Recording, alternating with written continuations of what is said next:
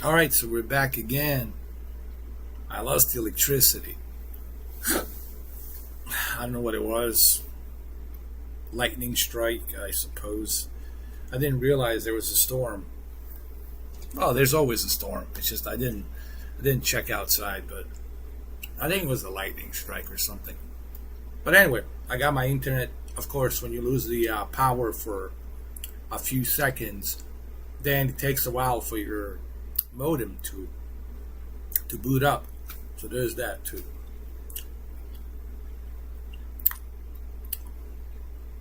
I don't even know, man, if this live stream's gonna even happen. It's already going shitty. Too many obstacles. It's all your fault, Kupta. All your fault, Kupta. You screwed us up, didn't you?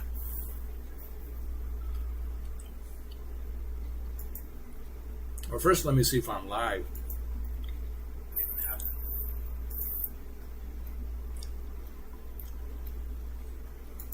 Indeed, I am.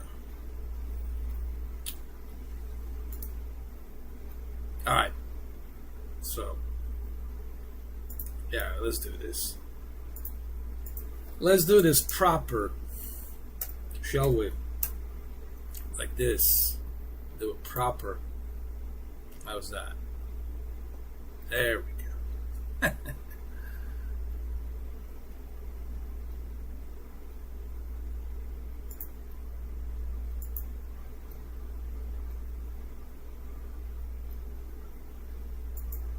All right, we'll continue in a minute.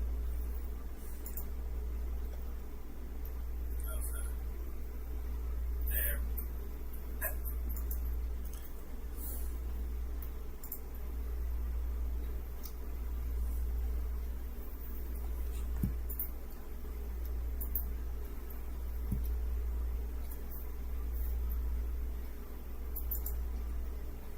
All right.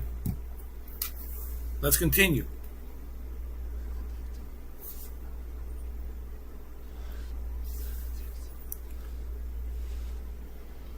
It's all your fault. Benedicta died because of you.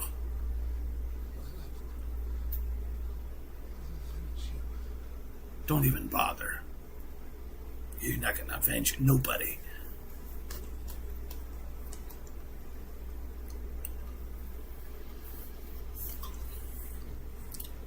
Run along now, Hugo.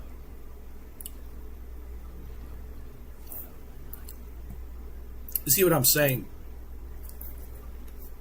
You see, these crystals are so manipulated. The reason there's so much plague, violence, and all kinds of crazy shit going on, it's because of these crystals. Yes, these crystals can be used for good purpose. As an energy, they can be used for good purpose to create like any technology, right? Can be used for both the good and then for the bad. But if anybody has read the book about Nikola Tesla and Philadelphia experiment, or even the Oppenheimer, right? There's a movie coming out with Christopher Nolan about the Oppenheimer. You know, he's the grandfather of the atomic bomb. Every technology that we discover or that we invent can be used for good purpose, but the trouble is it always end up being used for the wrong purpose, you know, as a weapon, or to manipulate people, or to gain a political power, to control majority of the territory somewhere, right? The ones who wields the biggest stick is going to control majority of the territory, right? We have seen that throughout the history, and I think that's the emphasis here through Final Fantasy 16 is how these crystals have manipulated all of them. And Clive Rossfield is starting to understand that. Jill is starting to understand that, you know. And this is why he made a pact and a promise to Sidophilus, the outlaw, that he's going to make sure that this ether of Mother Crystal is no more. Okay, so that's the whole metaphor here. Yes, it's a fantasy. It's not a reality, but or any periodical period time frame reality or historical accuracy or anything like that. It's more like a mythology. Think of Final Fantasy as a mythology, but the emphasis behind the mythology can be emphasized on the Greek mythology of Prometheus. Prometheus stole the fire, and he gave that fire to the people. And what did people do with the fire? Right? They used it for the wrong purpose. Right? So, sure, they use it also for good purpose, but it's being used for the wrong purpose. So that's the whole message here. I think that it's being projected throughout Final Fantasy. Okay,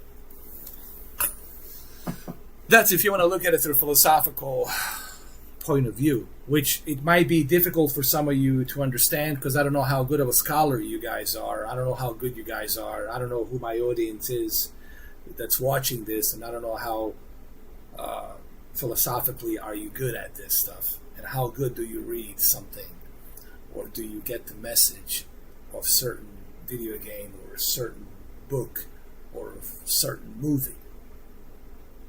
So, but when you play the game, when you finish the game in the future, I think when you come back to this live stream, I think you're going to understand my philosophy and the takeaway that I take from Final Fantasy 16.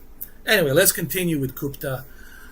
He's going to go ahead and indulge himself with more of the ether of Mother Crystal to manipulate him. And of course, it's going to be the end of him. There's no question about that. That's his fate. All right, so we're going to continue.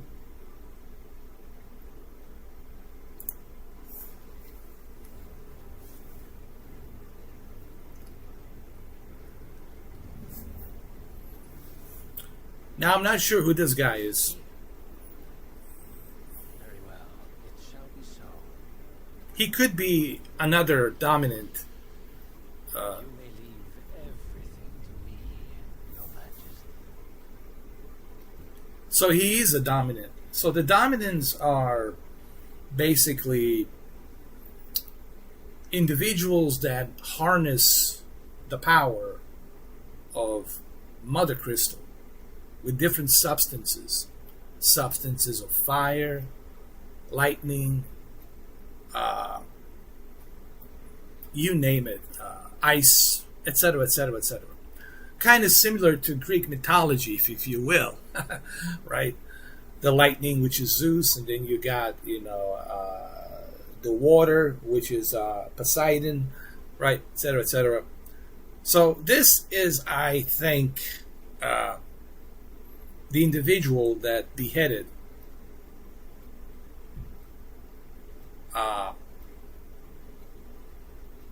Clive Rosfield's and Joshua father. That was the king of Greater Rosaria. So I think he beheaded him, and his mother, Annabelle, made a pact and deal with him. Now, I haven't finished the game. I'm just guessing. I'm just, projecting my opinion and my guess. I'm guessing. But I think I'm onto something. I think I'm probably right. But let's continue.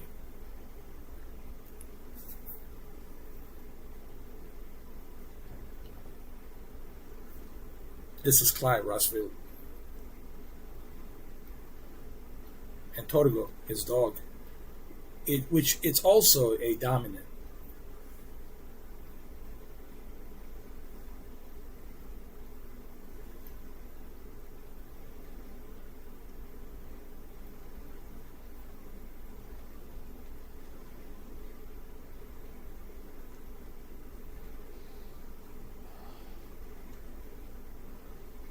He's looking for Kupta. He's trying to find where Kupta is hiding. Hugo Kupta. Well, looks like the damage has been already done.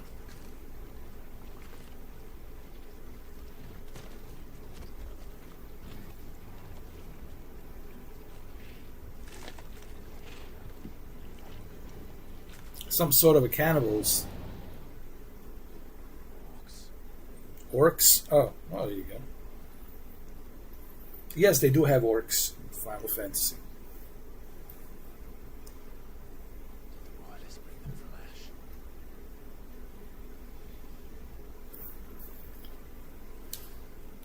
Well, the royalists, it's the ones that beheaded his father.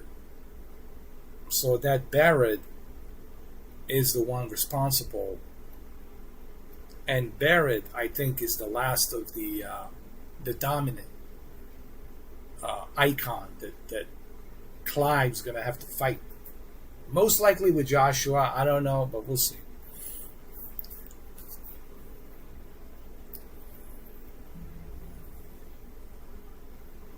Into the darkness. At least that part of the Kupta army now. How the hell did that happen? Well, thanks to your mother. His mother is so evil, dude. Again, spoilers warning. If you guys are watching this, I'm just letting you know. I don't blame you if you don't watch this, but there's some heavy spoilers here. His mother, it is so evil, man. She might look pretty, but don't let that deceive you.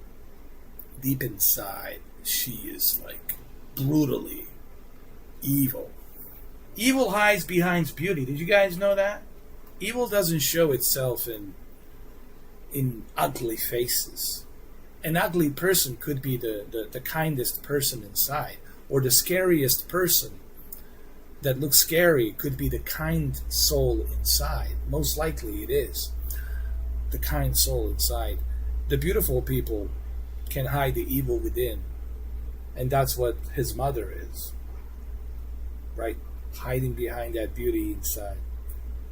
Again, another metaphor is being used here throughout the Final Fantasy 16.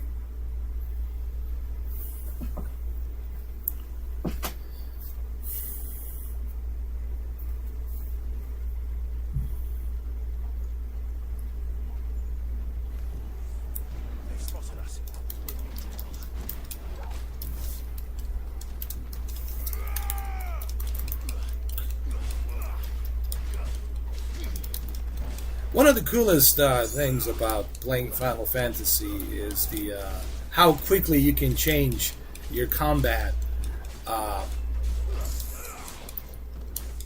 accolades between different icons, from Blind Justice to Titanic Block.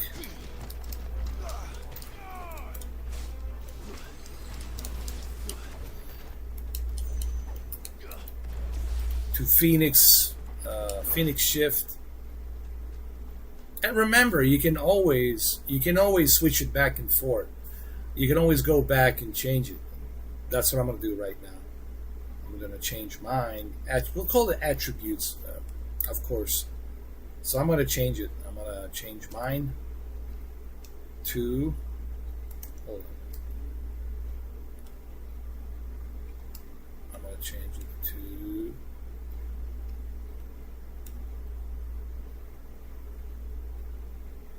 Lightning. And we're going to save the game.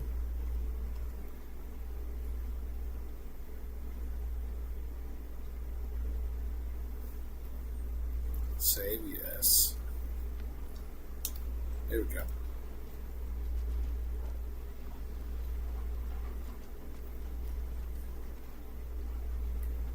See now, wait a minute. Wait a minute. I think I screwed up. Oh, there we go. Garuda. I forgot to put Garuda. Now we have all three. substances, all three icons.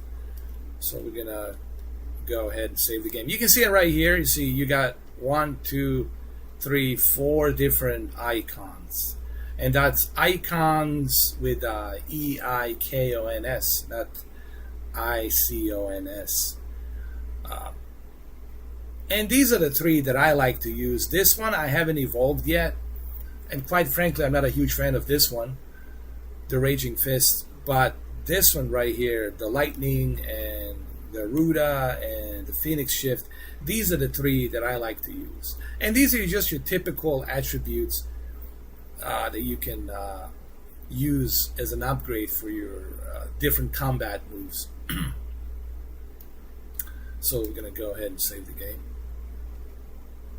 If you watch my previous live streams, like if you start, I would encourage you, if you're not going to buy this game, if you're not going to play this game, I would encourage you to watch it from the beginning and watch the first part and the second part and all the different parts of live stream, all the way through 8, coming to 9 here, part 9.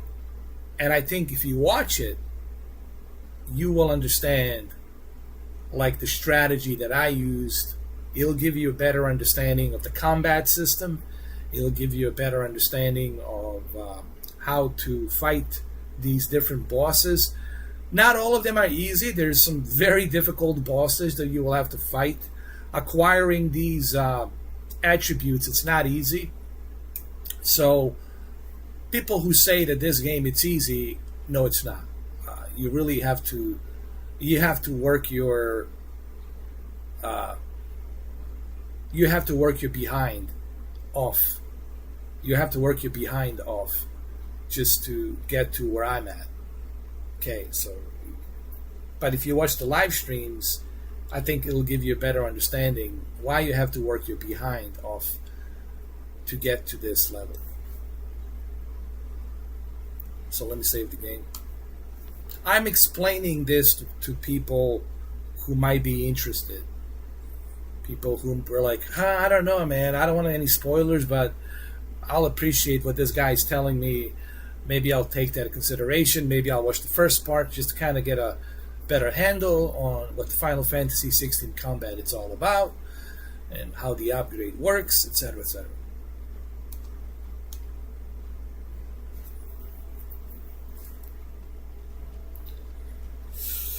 Okay, let's look for Kupta. See where he's hiding. I think at this point, Kupta is not even that important. He's something I'll have to fight eventually as a Titan. But this other guy, Barrett, I think he's the last of the Mohicans that I will have to fight and face eventually. And it's not going to be an easy one, I guarantee you that. But we still got a long way to go to get to there.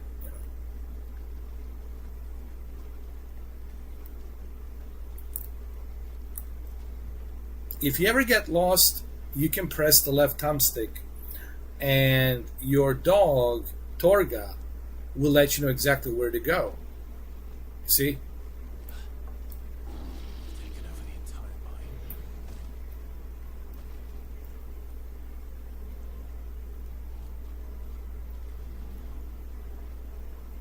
So now I have all three of my attributes: Phoenix Shift, Deadly Embrace, and Blind Justice.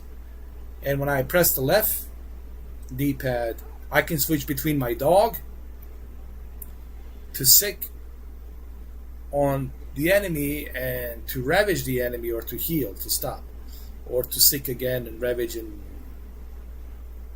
repeat the same thing over and over again. And then you press the D-pad again left, and you can use your potions, your high potion, your tonic. Now, if you run out of these potions and tonics, don't worry, you can always press pause, even during the fight. Even during the fight, you can pause, and you can go back to your items, and you can use your potions. Always stack up on your potions, stack up on your tonic, stack up on your strength tonic, your Lionheart tonic, your elixir, all of that stuff. So this is the cool thing about the combat of Final Fantasy 16. So let's say you're so close getting that boss to like the last brink of his health, right, to defeat him. But you are running out of health as well. You can pause the game. No shame in that. You can pause the game and you can go ahead and select your potion and your tonic strength and your Lionheart tonic and your elixir. And you can go ahead and finish up that boss. And I really like this. I like this. Now, this is if you're playing on a focused story mode.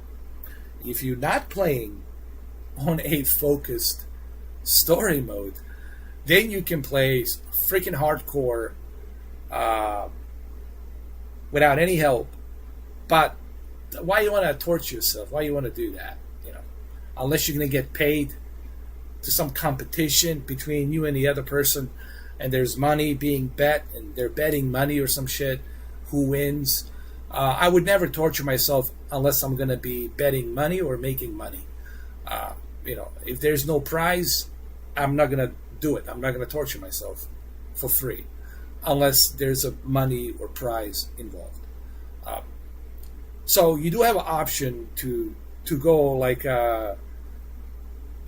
what you call it, Elden Ring or Demon Souls, Dark Souls type of style here. You have that option, or Ninja Gaiden type of style. But you also have option to do a focused story mode. But even with a focused story mode, believe me, it is still hard. So people out there who are saying that this game it's easy, no, it's not. It is still hard. Even with a focused story mode, it is still hard. You have to strategize. You have to stack up on all your items. You have to stack up on your upgrades. You got to learn the different moves of the upgrades. Believe me, it ain't that easy. Okay, so I just want to clarify that. All right, let's continue now.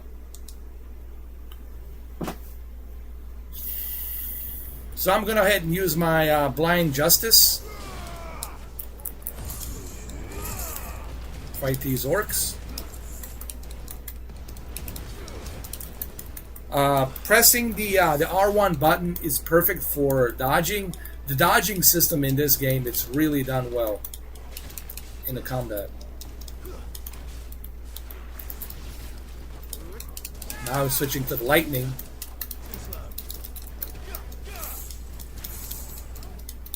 See how am I switching from with a left trigger between these different attributes?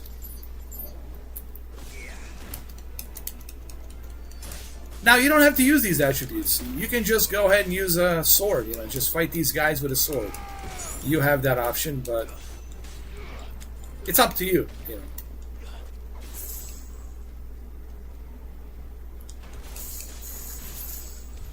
So much for the men of the rock. Dalmekia's finest.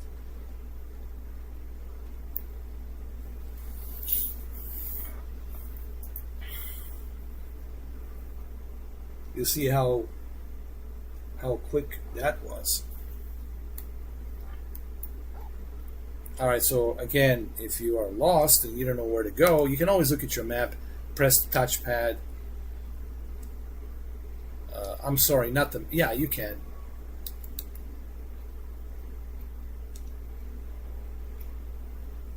Actually, no, my bad. If you're in a small space like this, usually you press the left thumbstick. You press your left thumbstick, and your dog will tell you where to go. This only happens when you're like in the small areas, very small areas. But if you're like in a big space, open space, then yeah, you can click on the map.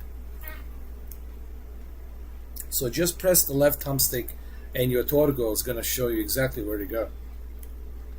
And you can pet Torgo, but not in a small places like this where there's a danger.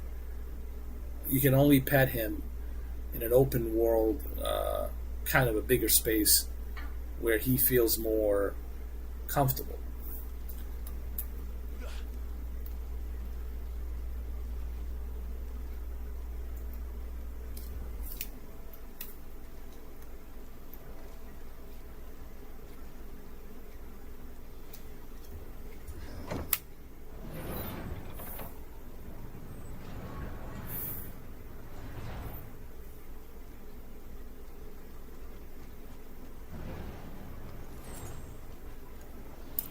Alright, so we're going to do the same thing. Now, here, I'm not going to use any attributes. I'm just going to fight these guys with my sword. Just to show you that I don't have to. I can fight these guys with my sword. And do the whole Devil May Cry kind of a style. Now, some of you are probably wondering, why does this game feel like Devil May Cry a little bit? You know, this is not a Capcom, this is Square Enix. Well, Square Enix and the producer of this Final Fantasy 16 have teamed up with a badass team in Japan, in Tokyo, from the creative directors of Devil May Cry, creative directors of previous Final Fantasies. So they teamed up with a really good team, bro. A really good team. I don't know if you guys know this or not. A really good team to create this Final Fantasy 16. You know. And that's why there's some resemblance of a little bit of Devil May Cry, Dante. You know, all of that Dante stuff, you know, Dante. And it feels like a Devil May Cry to some retrospect, but not 100%. And it really surprises me how little did everyone really know about Final Fantasy 16. Even I didn't know that much.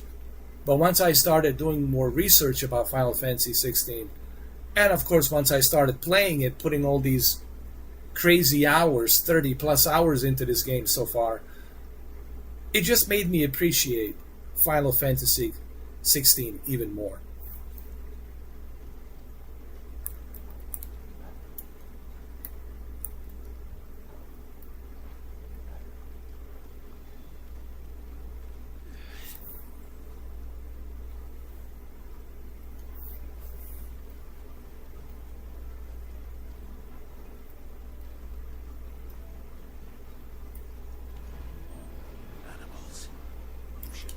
Alright, so I'm gonna fight these guys without any attributes right now. I'm just gonna use my sword. Just to show you how good I am. Believe me, I'm really good at this game. I'm not saying this to like brag about it or anything like that. It's just I've been practicing for 30 hours, man. Alright? This is my new hobby, Final Fantasy 16. You see, I'm not using any attributes, but I could do it, but I'm not going to, just to show you that you don't have to.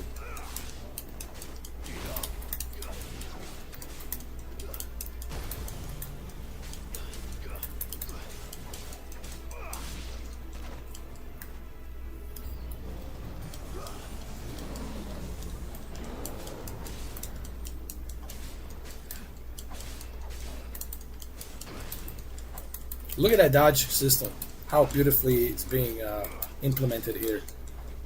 Definitely has the Devil May Cry to it. And look, I'm also a big fan of Devil May Cry. So, I'm like, this looks kind of familiar to me. Definitely reminds me of Devil May Cry combat. Of course, he's not using any guns here, but he can use different substances like this, you know. He could do that.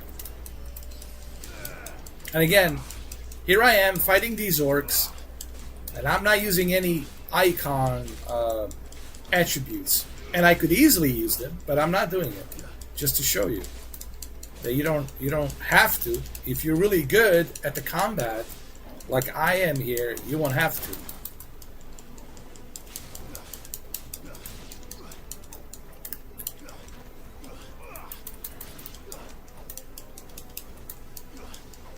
Alright, it's time to finish this off. See? And you still get rewarded. See? Got all the gills and everything, got a little bit of potion. Done deal. I really encourage you guys to watch those previous live streams. It's like a strategy guide. It's really going to help you. And that's one of the reasons why I didn't want to do any commentary. I didn't want to show my face, because what I noticed is when I'm talking And when my face is present on a live stream, people are not focused on the game. They're focused on me, and all of their attention goes to me. And I think this is the biggest distraction, I think, for anyone who wants to see the game or to experience the game. So this is why I chose not to do any commentary and not to do any talking like I'm talking right now on the previous 8 parts. On this one, on the part 9, I felt like I'm getting so close to finishing this game. I felt like maybe I could talk about it now a little bit. You know. I'm not like 100% finished with the game.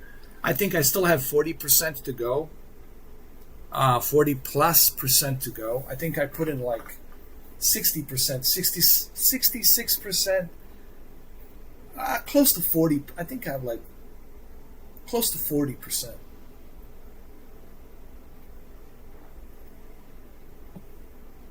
I think I might have put 66, but I'm pretty sure it's 60%. So that leaves me, what, 40 more percent to go. And that's 40% if I focus just doing the main quests. Okay? But I'm not going to focus on just doing the main quests. I also do the side quests. And if you do the side quests, now it's going to take even longer. That 40% might turn into another 30 plus hours. Right? So you can easily put 60 hours into this game. If you do all the side quests and upgrades and check everything and all the little higgy-jiggy monsters that you have to fight to collect and hunt, all those monsters you have to hunt, all the other side quests you have to do, all the Easter eggs and whatnot that might be in the game that developers have put in there. If you do all of that, if you go through all of that and collect all the Easter eggs and collect, do all the side quests and hunt all the monsters, and you finish all the side quests with the main quest, you're looking at 60 hours easy. So it's not a short game. It's definitely there's definitely stuff to do here. And when you finish the game, they do have an arena where you can go to, and you can replay some of these battles, and you can fight those previous battles and you know, do some other things to level up your character. Which I will show that to you once I finish the game.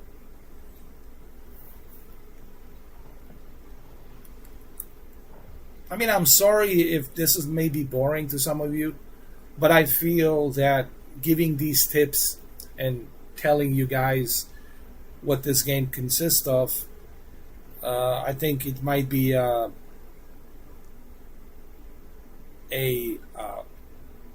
decision-making choice whether somebody wants to buy it or not buy it.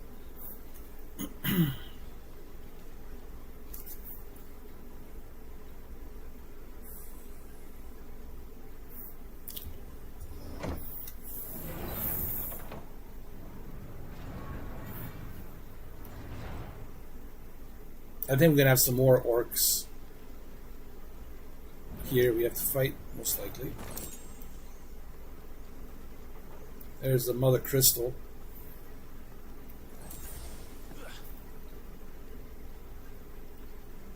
So the question is, are the Mother Crystals evil?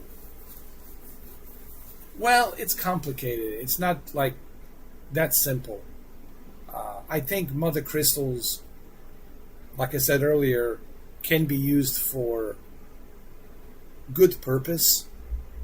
But the problem is the Mother Crystals have been manipulated by, again, human hand. And like any technology, like any new discovery, it's being used for the wrong reasons. You know what I'm saying? That's the thing about the science that sucks. That's the greatest horror story about science. Is yes, you invent new things, you discover new things, but just like every other technology, and that's the metaphor here, it will be used for the wrong reasons, even though it can be used for the good reasons, for the good purpose. But powers to be, humankind, has this tendency throughout the history, as our human DNA has showed to us throughout human history of humankind, has shown to us and proved to us that every technology that we discover or that we invent, it's being used for wrong reasons, even though it can be used for the good reasons. So that's the greatest tragedy of the human history.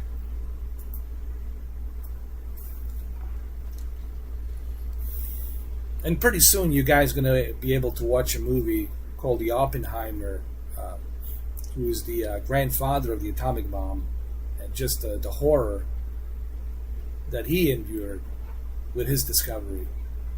Nikola Tesla even wrote, in the future, people will witness the horrors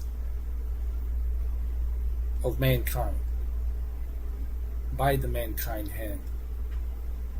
I mean, you're already seeing it with all this weaponry and now the artificial intelligence, creating this, creating that. That's all not healthy. The internet, the social media, being used as a tool to manipulate, brainwashing our kids, all that other jazz, So that's the emphasis here of Final Fantasy 16 about the mother crystals. And it is all about the mother crystals in this game. But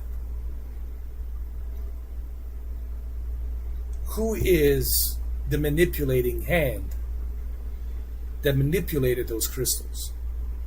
A human hand. You see, what I'm trying to say is this, and what this game is trying to say. It's not the crystals that's the problem. It's the human hand that manipulated, like any other technology in the past, is the problem. So that's the metaphor. I hope you guys catch that. Maybe when you play this game, I think you will understand the greater message, the hidden message behind Final Fantasy 16. This might be too much for you right now, philosophically, to understand this. But when you play this game, I think you will understand the metaphor, even though it's a fantasy. But like any other fantasy, whether it's the Greek mythology, you can look at the Greek mythology, you can look at the Titan Prometheus. Titan Prometheus stole the fire from the gods and gave that fire to the people. And once people got a hold of that fire, well, yes, it has been used for the good purpose, but it also has been used for the wrong purpose. Hence the word firepower. Okay? Another metaphor, firepower. How much firepower do you have? Very strong word, isn't it?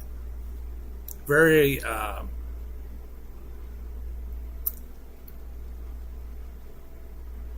intimidating word.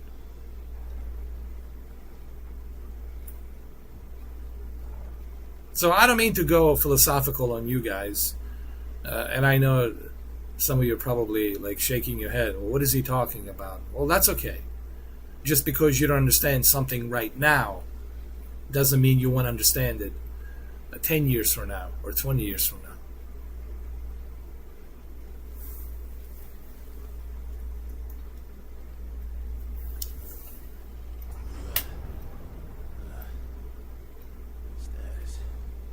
This must be the way out. Well, I guess I'm going to have to fight this guy. Or multiple of them. I'm still not going to use my attributes here, because I don't have to. Actually, you get more points when you don't use the attributes. You get rewarded.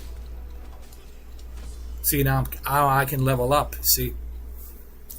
Level 31.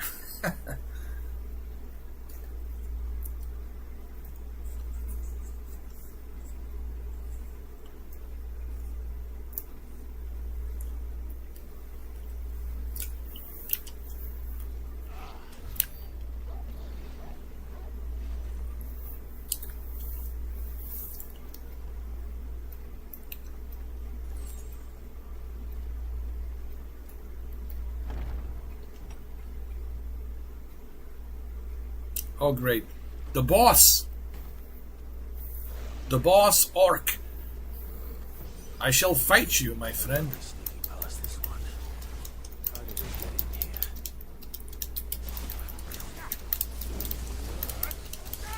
Now here I'm going to use my attributes.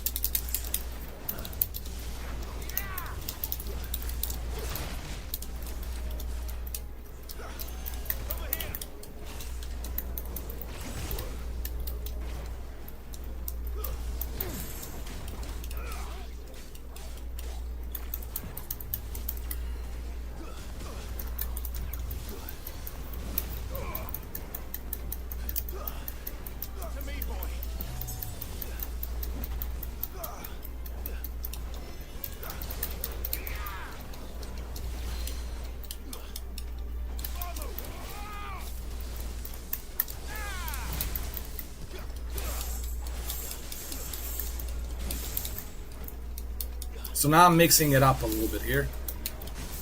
I'm going to use the Phoenix shift.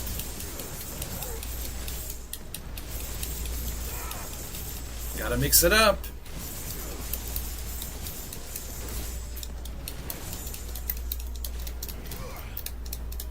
See?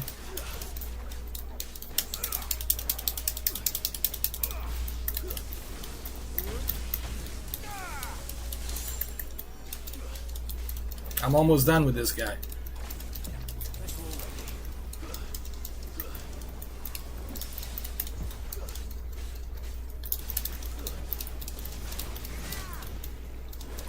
That's it.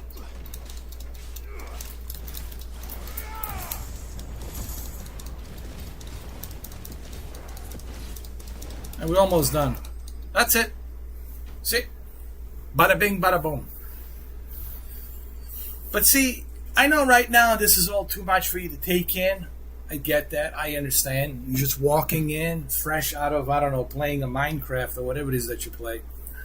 Or maybe playing chess. And you come in, you're like, ooh, what the hell's going on here? I get that. I understand. I get it. I understand you.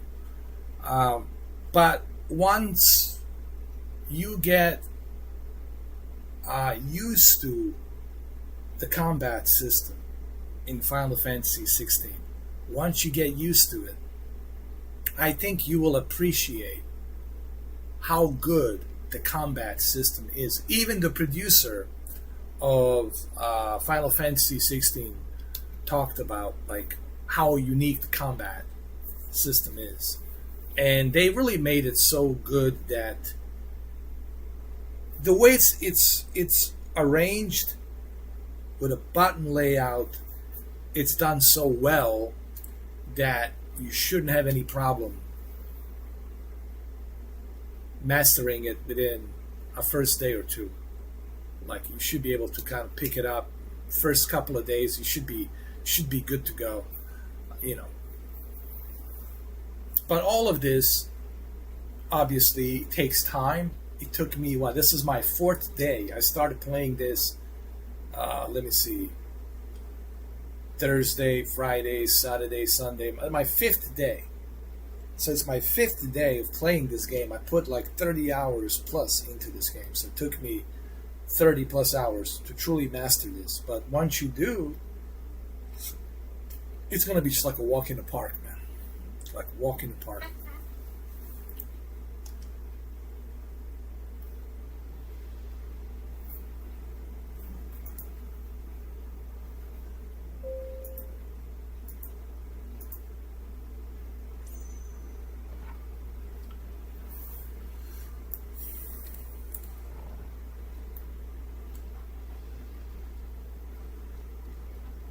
All right, so we're gonna move on.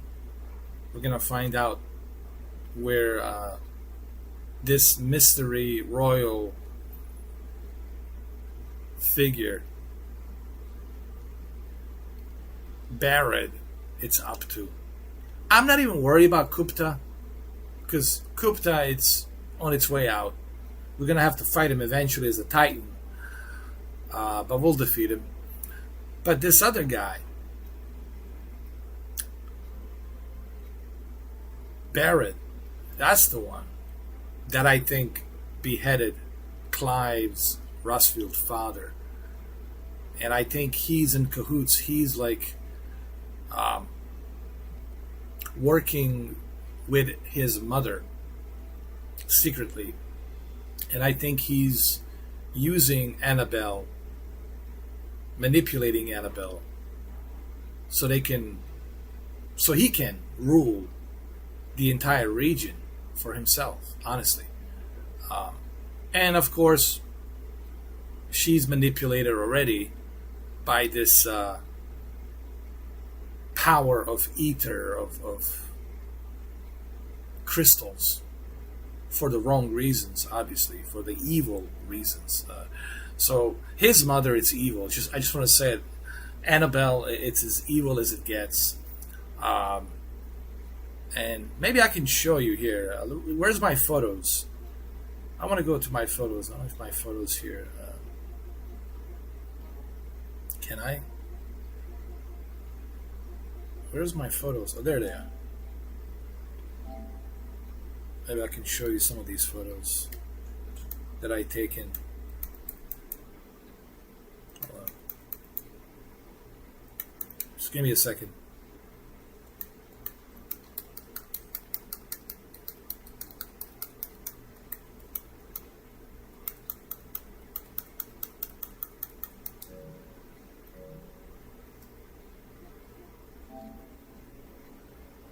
All right, so this is my media gallery. I want to show you really quick. So this is Annabelle. That's the Clive Rustfield mother, and she betrayed her own republic. She betrayed her husband while she was sitting on the throne of Rosaria. So she betrayed her own people. She slaughtered her own people for this evil possession of this ether from crystals. Again, don't let her beauty deceive you. Inside that beauty, there's evil that lurks inside. And that's her again. She had a new child with this other king. So basically, this is what she does. She goes around, seduces all these kings. And this is really interesting. I think that guy Barrett helps her. And that might be her brother, that guy Barrett. And that might be his sister. And I think they're working together. So basically, what she has been doing is seducing these kings, including Clive's father that she killed and beheaded. Not her personally, but she used these royalists to do it. And now she's having another kid from another king of the Republic. So basically what she does, she seduces these kings, and then she has babies with them, and then she turns them into dominants, and they become dominant. And then they use the crystals to dominate and destroy these kings and their republics so they can rule the entire region. It's very sadistic. It's very evil. So, again, spoilers warning here, but that's pretty much what's going on with the Annabelle.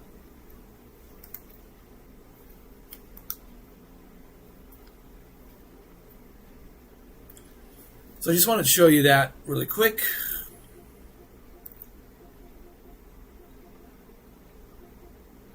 I have so many photos here. Maybe I'll talk about these photos some other time.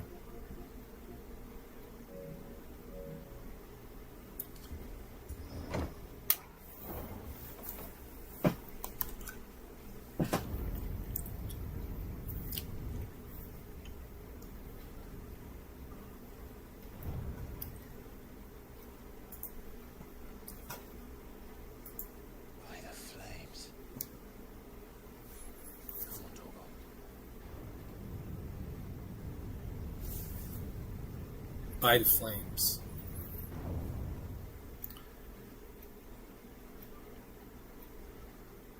Kupta never did do. Take a photo here. I love taking photos, by the way. I really do.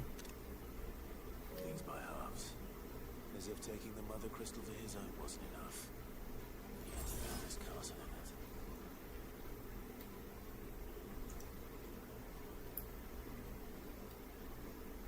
it. See how possessed Kupta was with the crystals.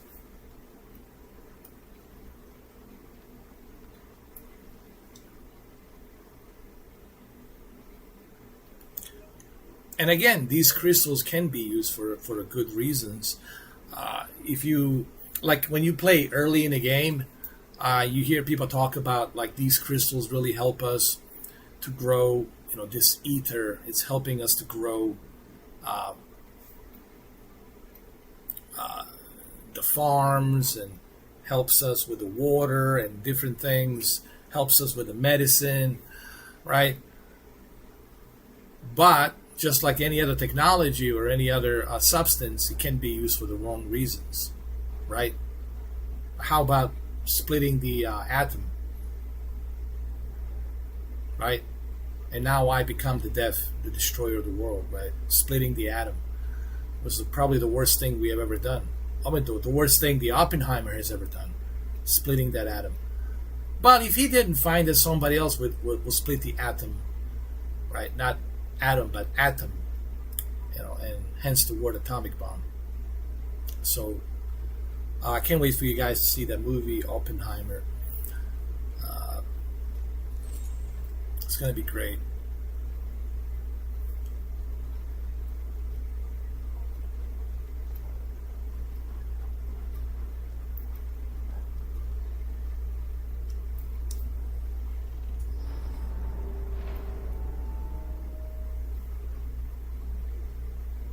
There's Barrett.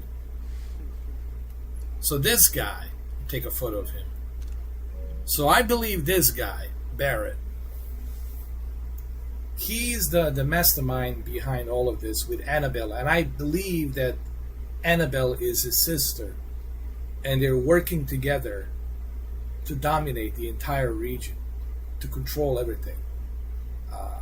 And I think this guy, Barrett, is the one that's responsible for beheading his father.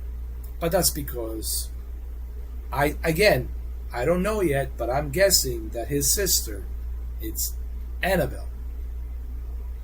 But we'll find out. We'll find out. Spoilers warning, you know. Spoilers warning ahead, just so everybody knows. Let the trial begin. Harbert. Oh, his name is Harbert, not Barrett. Harbert. My apologies.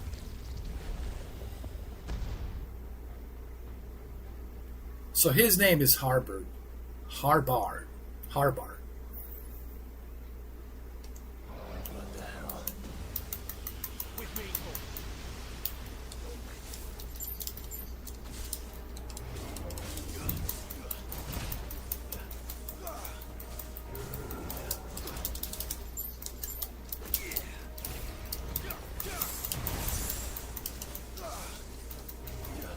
So the way I'm gonna fight this guy, it's gonna be like this. It might take a little while, but this is my strategy here.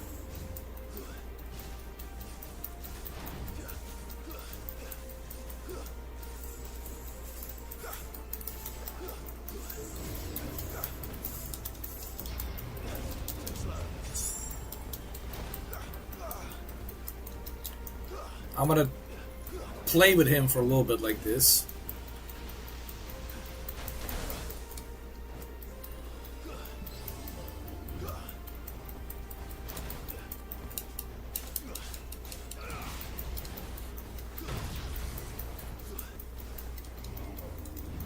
Once his shield is down, you know, I have to make sure that his shield is down. You see that yellow line underneath the red one?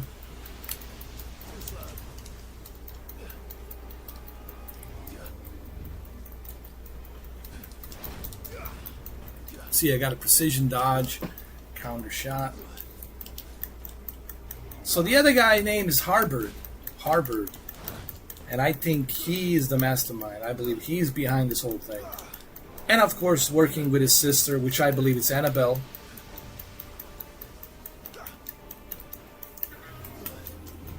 Again, I haven't finished the game yet, so I don't know. But I'm just guessing.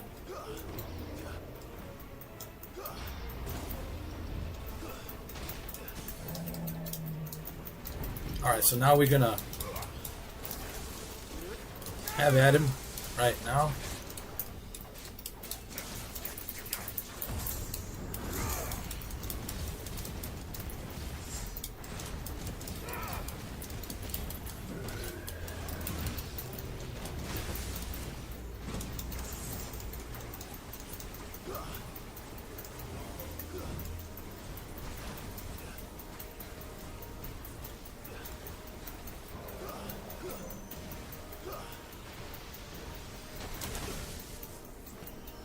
Don't worry, I'll be okay. I'll be alright. I'll use the fire. Fire's always good.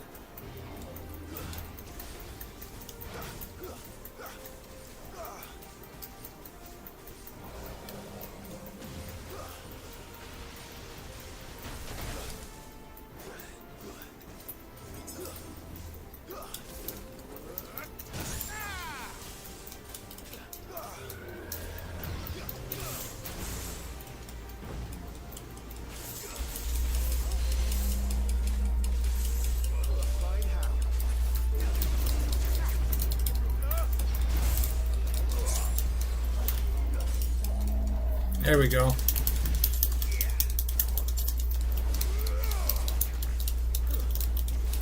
Mix it up, mix it up. Get his ass. Sorry for the language.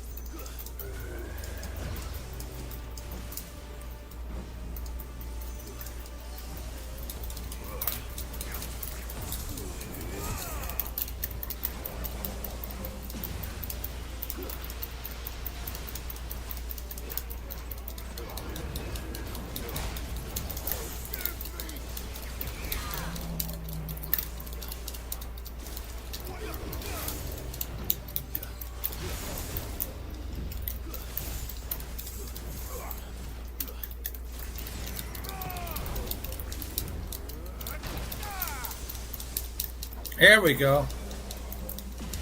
You bastard. See? A little bit of strategy. Bada bing, bada boom. Mixed it up.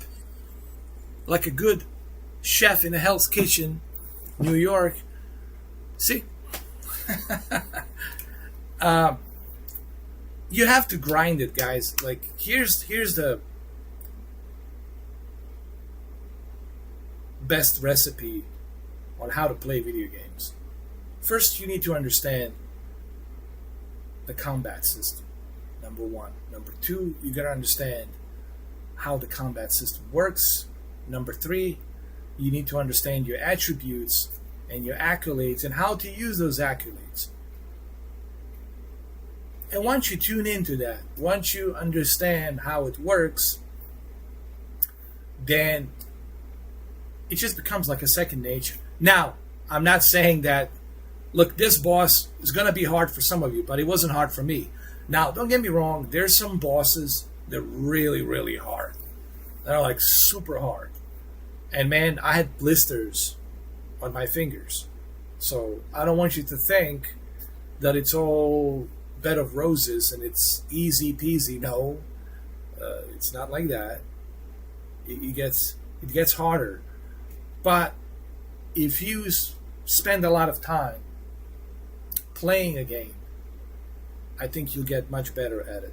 What I'm trying to say is this. One of the mistakes I made, I was switching back and forth Like I would start playing Legend of Zelda, right? Starting to learn the mechanics of Legend of Zelda, Tears of Kingdom, and then I would start playing. What was the other game I was playing? Some other game. I can't remember. I was playing something else. And then I'm like, I just started playing Zelda, and I'm playing Street Fighter. Oh yeah. I was like playing Zelda, and I'm playing Street Fighter, and then from Street Fighter, I'm playing Diablo. So I'm like between three different games: Legend of Zelda: Tears of the Kingdom, Street Fighter 6, and then Diablo 4. And you can't do that, guys. You have to play one game at a time. Even Dr. Disrespect talked about this, and it's true. Focus only on one game at a time. When you finish it, all right, you're done with it. Take a break from it. You can come back to it later, sometime in the future. Move on to the next game and learn the ins and outs of that other game. And stick to that one game. When you finish that other game, then you move on to another game and stick to that other game and learn the ins and outs. I think this is the best way to play the video games. Don't do what I used to do. I used to do live streams where I would do one game and then switch to another and another. And you can't do that because your brain will have a difficult time trying to memorize all the mechanics and ins and outs of the combat, right? So, lesson learned.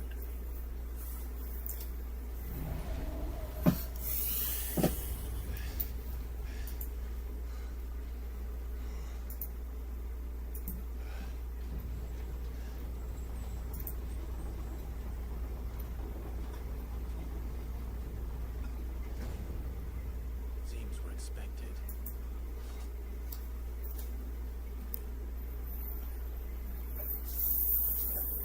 So this is the power of the mythos.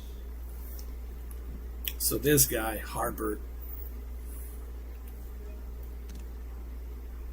I want to say something more about this guy. And I see a resemblance of Annabelle. This is definitely her brother. I mean, look at the resemblance. Definitely, this has to be, in my opinion. Where's the? Hold on. Where's the screenshots?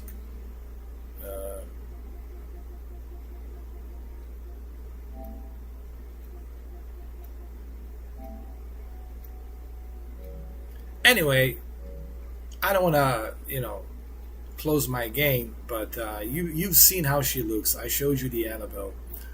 I think that's her brother, and that's why she killed her husband, and that's why she went after this other king to have a child with him, so they can sack him as well by using this guy, Harbert. And I think we're going to learn that as we progress throughout the game. And again, people who are watching this, there's a lot of spoilers here. Maybe I should put down a title that says spoilers warning. Hold on. I think I should do that. Because people really should know that there's some heavy spoilers here. Okay. I'll put down heavy spoilers for sure.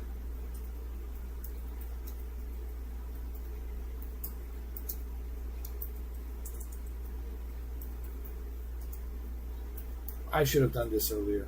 Sorry about that, guys. Heavy spoilers warning. Just saying. Okay.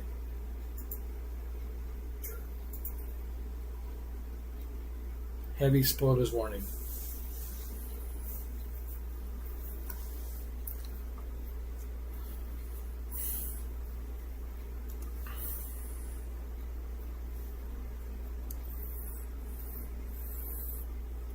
So this is Hugo Kupka, and this is Lord Harbert, Lord Commander of the Kingdom of the wallowed armies. Harbert is known to many as a constant knight by reason of his unchingling icy demeanor and his unvarying loyalty to his liege. Indeed, he appears to command Barnabas' complete trust, having been gifted full command of the Royal Order of the Knights despite his apparent youth. The capacity in which he evacuated Hugo Kupta from Rosalit Castle, however, remains a mystery. Aha, you see, forget about his title and his rank and his knightship. Read the last part. However, remains a mystery. And that's why I'm saying that most likely this Lord Harbert, it's Annabelle's brother.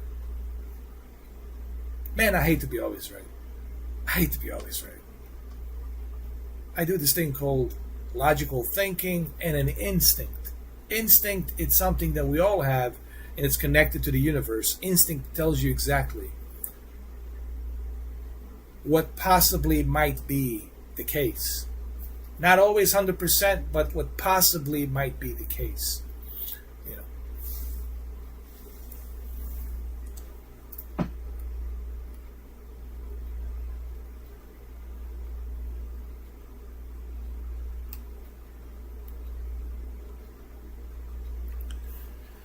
And now this Ultima, it's yet another entity, creature, outer-worldly creature, mythos. And they called him a mythos. So this Ultima, it's yet another mystery. Who is Ultima? Is the Ultima the creator of the crystals? Did Ultima bring the crystals to planet Earth to manipulate people like the devil himself would? Right? You know how human race is, right? You come into the planet and you bring this technology and you bring this needful things that they all want and desire, and then you use that to manipulate the people. But again, this is just speculations. We don't know, but we'll find out as we progress throughout the game. So this is why I give Final Fantasy 16 10 out of 10, just for the story. The story is written so well. The characters are written so well. You can put it out there with the Game of Thrones easily. You can put it out there with Dragon's Age. You can put it out there with Mass Effect 1, 2, and 3. Forget the Andromeda. That was a total disappointment, honestly. You can put it out there with The Witcher 1, 2, and 3. I can't wait to see The Witcher 4. It's coming out. Hopefully it's great. So, Final Fantasy 16, it's really done well. And when you start playing this game, I guarantee you're going to have a hard time putting down a controller. You might even call in sick. Like, oh man, this is so good. I want to know what happens next. That's the one thing that I take away from Final Fantasy 16. It's hard to put a controller down because you always like, dude, I'm so curious. I want to know. I'm so damn curious. I want to know what happens next. And it's always like that. Even if you spend 8 hours playing it, you're like, I'm tired. I just spent 8 hours. You're like, oh man, I didn't know he had a daughter. Oh, but that's his daughter, and she's an engineer. Oh my God, and she's making all of this stuff. Wow. Or this guy, I didn't know he was connected to that guy, and oh, wow, right? So you are learning about these new characters as you are progressing. You know, just when you think you know, you're like, oh, wait a minute, I don't really know. And then this new thing comes, and you start learning and you start evolving. You can put it out there with the Assassin's Creed.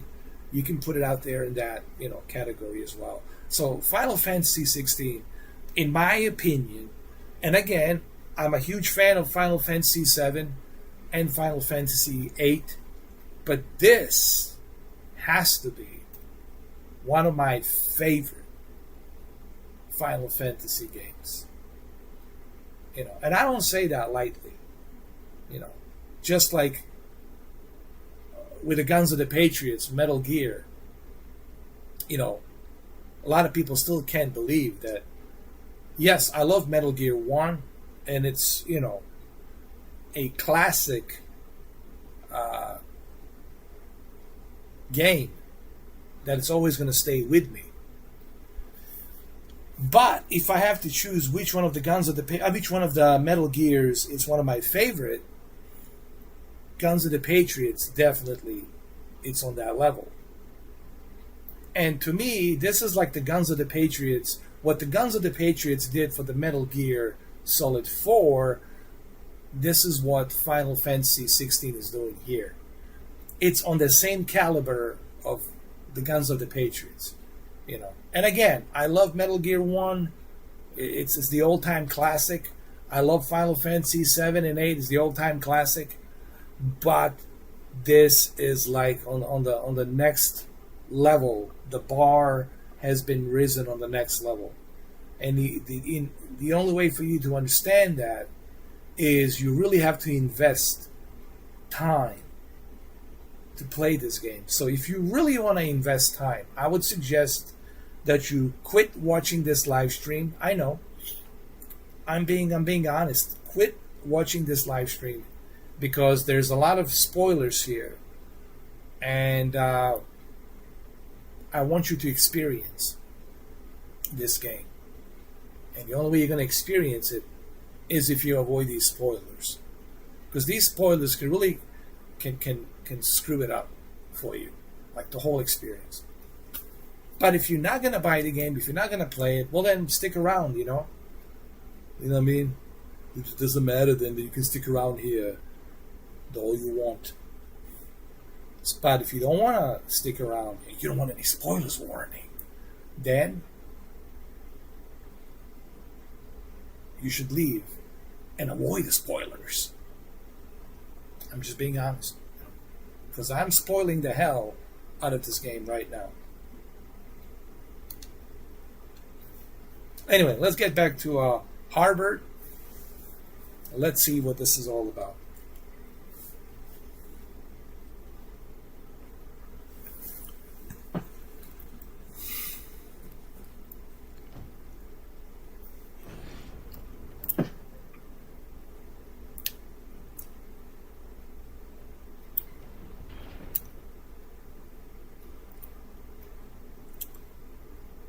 I have a feeling I'm going to have to fight him here. Probably Kupta. He's going to turn into a Titan. Did the orcs do this too?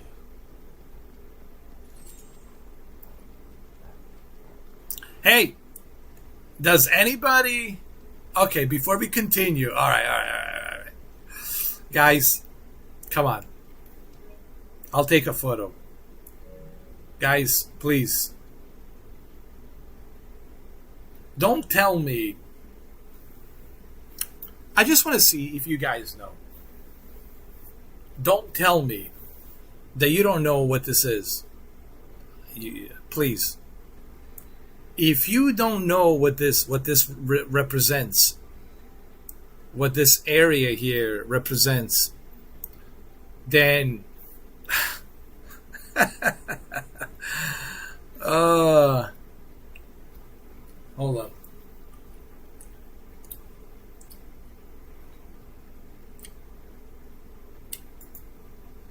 I'll tell you in a minute.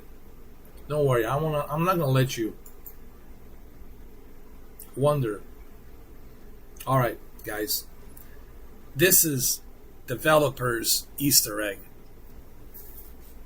This was not designed by mistake.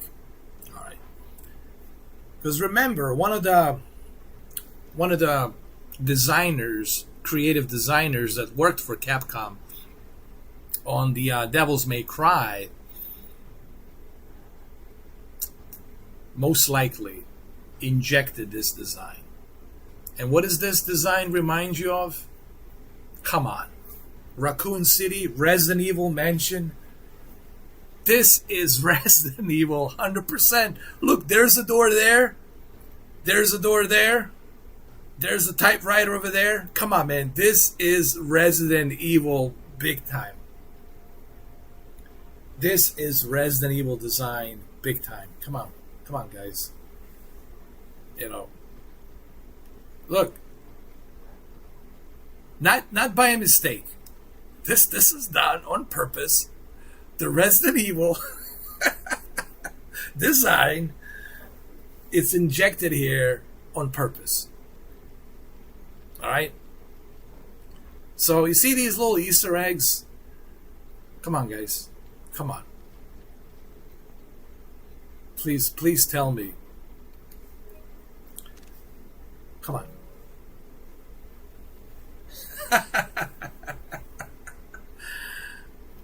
But anyway, I digress. I like these little deja vu moments, these small touches here and there. I see a lot of people would never think about it. But me, you see, I see things. You know, I have ability to see things. Like symbols. I can look at a symbol, I can tell you what's behind that symbol. I'm really good at that stuff, man. Majority of people, they can't see the forest for the trees because they're just focusing on one thing through a small little scope, you know. Me, I have a IMAX, ultra widescreen IMAX. I see the picture within a picture and I see what's behind that.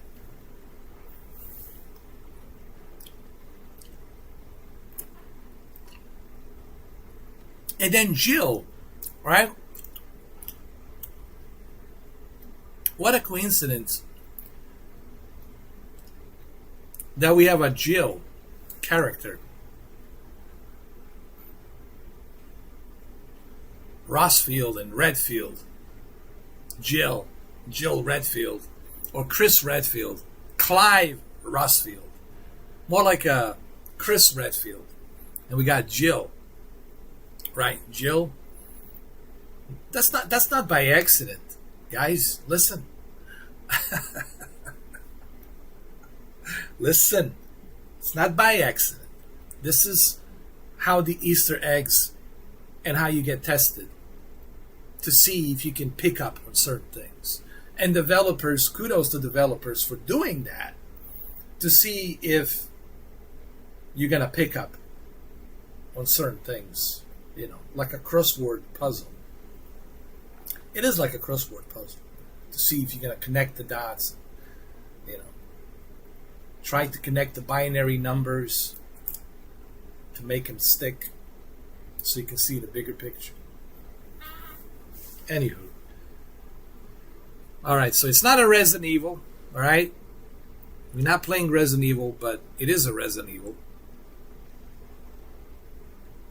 And I believe somewhere around here there's an ink and there's a typewriter is right over here.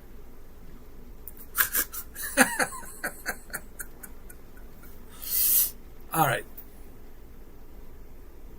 Enough of screwing around.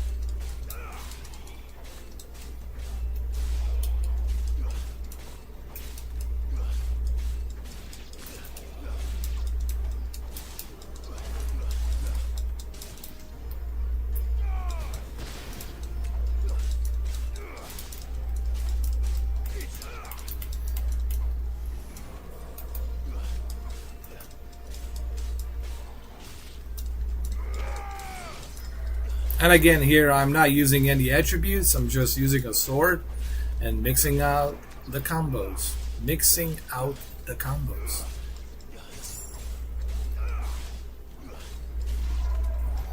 What the hell is going on? Are these things here for me? Or for him? What the hell is going on? It's Resident Evil. It's what's going on, dude. Where's Jill? Where's Chris Redfield?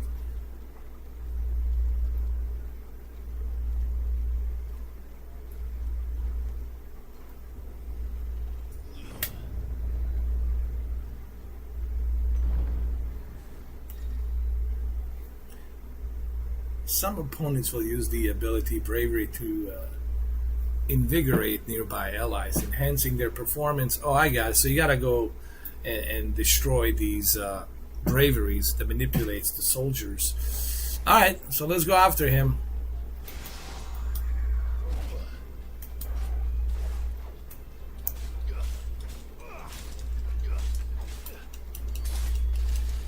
Alright, that's done.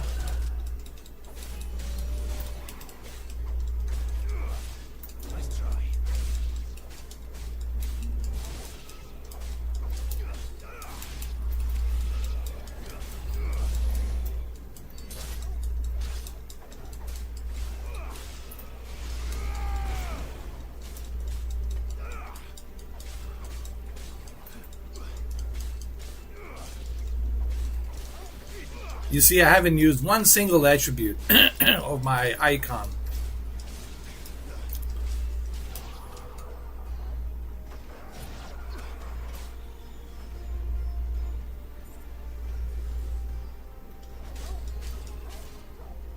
Alright, I'm going to destroy this.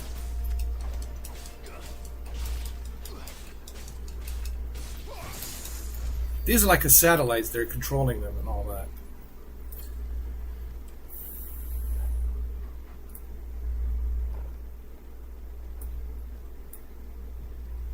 Alright, doggy dog. Torgo. Oh, I forgot to save. You know what?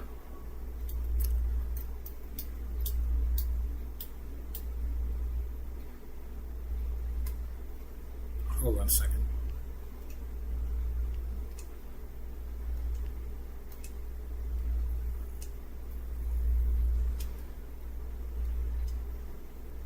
I want to save the game.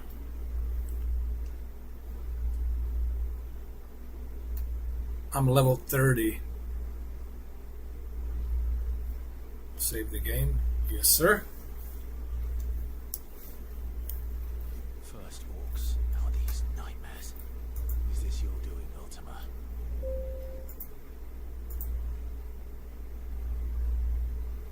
So eventually the Ultima could be the creator, the outer-worldly creator that brought, like a, think of Ultima like a Prometheus, a titan that stole the fire from the gods, brought the fire to the people, and people use the fire for the wrong reasons, right? They turned it into a firepower to wage wars and other things. So he could be that metaphor, the Ultima.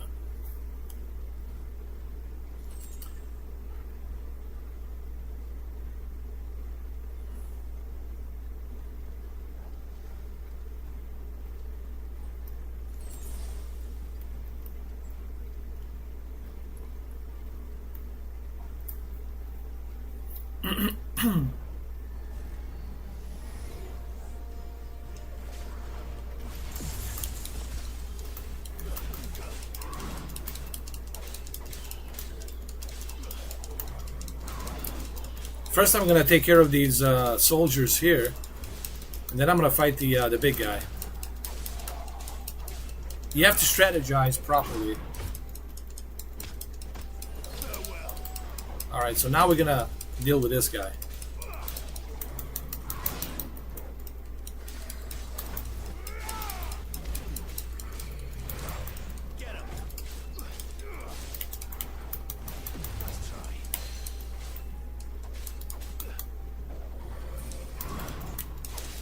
And look, I'm not using any attributes, even though I could.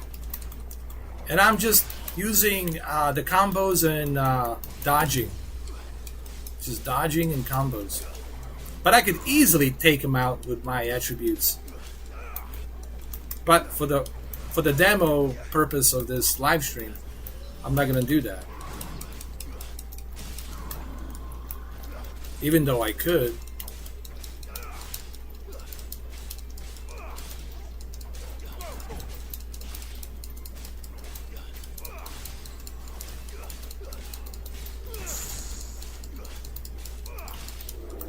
And besides, you get more points when you do combat like this. You get rewarded. Guess we're all ready.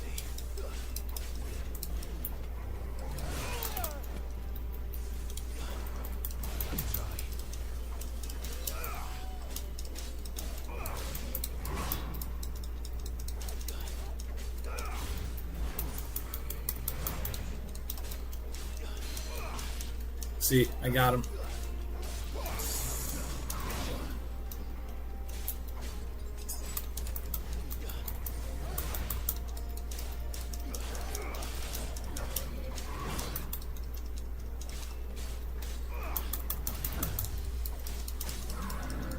And we got him. Almost done with him. Your history. Your history, my friend. It's over. It's over. You're done. So what are the attributes? Well, these are the attributes. Right here. These are my attributes. Right? My icon abilities, attributes. Sure, if I used them, I would have destroyed that guy so quick and fast. But I saved these attributes for a much bigger, more badass bosses, right? If there's an upcoming boss that I have to fight, I'm gonna save these attributes for that reason. I can simply just use these upgrades on the combat combos, and it'll do just fine as long as you are dodging properly, timing the attack. When the attack comes at you and you time it properly and you dodge it properly, you can defeat these enemies easily.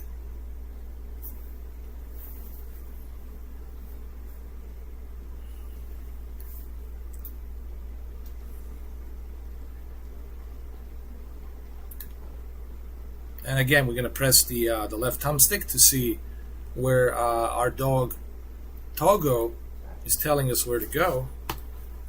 He's telling us to go over there.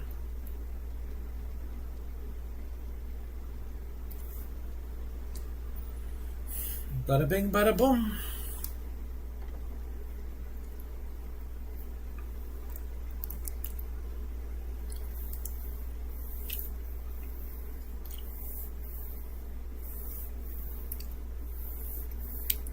Busy, Kupta.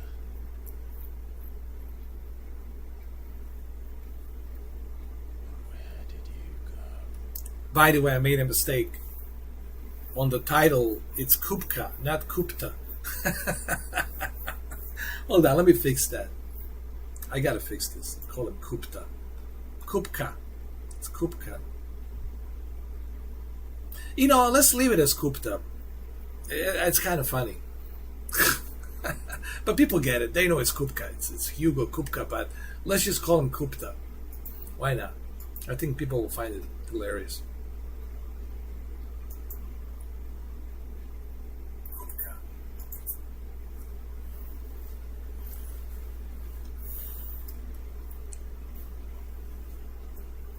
Look at that bed. Oh my God. Wouldn't I like to have a bed like that?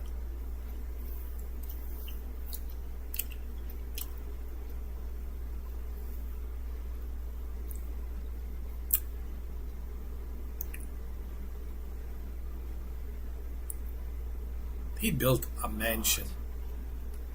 He built a mansion right on the heart of these crystals. Talk about being a crystals fanboy. Talk about being a crystals, hardcore crystals fanboy. Hardcore crystals fanboy.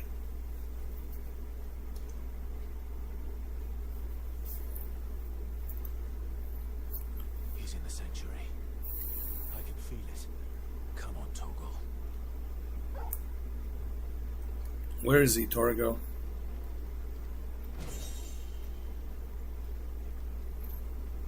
And we should also save the game. You know, remember, like in Resident Evil, save the bloody game, because you know you're gonna have to save the bloody game.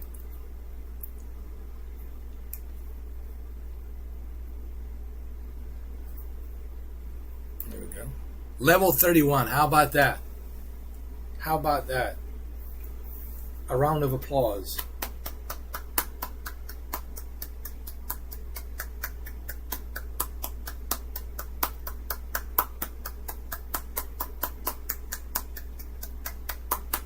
That's enough. Thank you.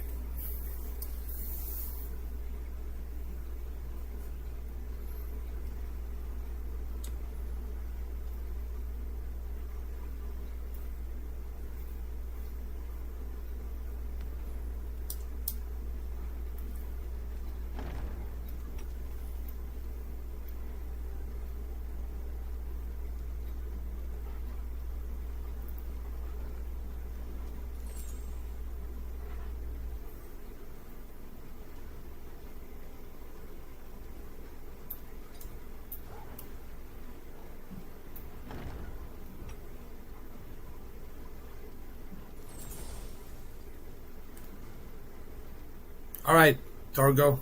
Torgo, where do we go? There you go. Good boy. I believe this is where we're going to fight. That Harvard guy or Kupta. Or Kupka. I'm sorry, Kupka.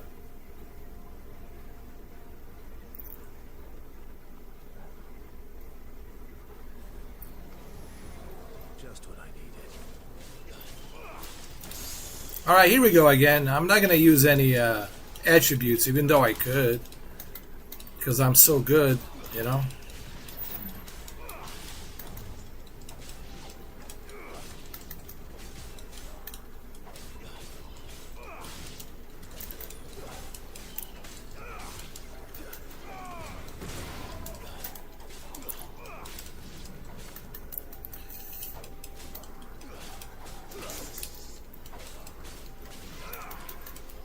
You see, dodging and timing it correctly is very important. And trust me, this is not easy, man. I'm like, my fingers are like DJ fingers. I'm like moving left and right, up and down, man. I'm like a finger man. I don't know if you guys, can you guys hear it? You hear that? My friend, my fingers are very strong. All you ladies out there, if my third leg doesn't work, don't worry. My fingers will definitely work. Hey, what's up? Dominic, how you doing, brother? Thank you for becoming a member, man. I appreciate that. Thank you, man. How was your trip to that Flight Expo in Dallas? Was it Houston or Dallas? Final Fantasy, it is so huge, man. It is so big. It is like philosophical, mythological. It is Game of Thrones mixed with Dragon's Age. It's like a big opera, dude. It's definitely one of my favorite of all time Final Fantasy games. And I know Final Fantasy VII has a special place in my heart, just like Metal Gear Solid 1 has a special place in my heart. But let me tell you, the size and scope of Final Fantasy VI, the writing, the way the characters are written, the design of the world, and dude, the mythology and philosophical metaphors, it's a masterpiece. This is how you give 10 out of 10 masterpiece. You know, not some crappy ass repetitive game like Deadpool. Remember that garbage Deadpool? They gave it a 10 out of 10. Really? So this right here deserves 10 out of 10. It is beyond me that they would give that boring ass garbage game Deadpool. Is it no, Deadloop, not a Deadpool. I'm sorry, Deadloop. My bad. Deadloop, not a Deadpool. Deadpool is the Marvel movie character. I'm sorry. Sorry, Ryan Reynolds, man. My bad. My bad, okay? Deadloop. You ever heard of the game Deadloop?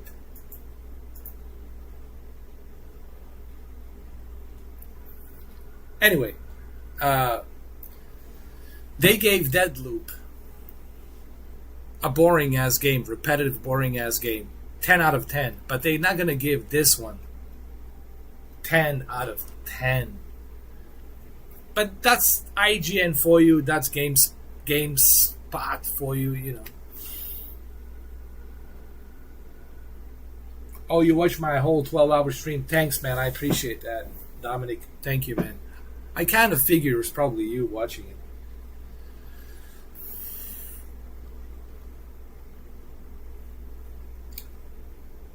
I'm so glad you had a great time at the expo. I can imagine, dude. The stuff that you saw. Maybe did you see any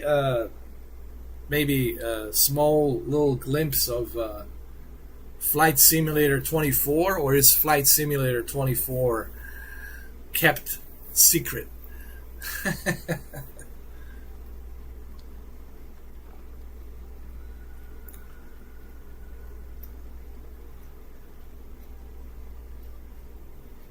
And then, you know, it's not just the story about this game. It's also the combat system, the attributes, there's so much in this Final Fantasy. If you watched, you watched my 12-hour. Yeah, you saw some of the stuff. It is, dude. There was this one boss that I had to fight, dude. My fingers had blisters. I kid you not. I forgot which boss it was. Was it the? It wasn't a Drake's Breath. It was the other one.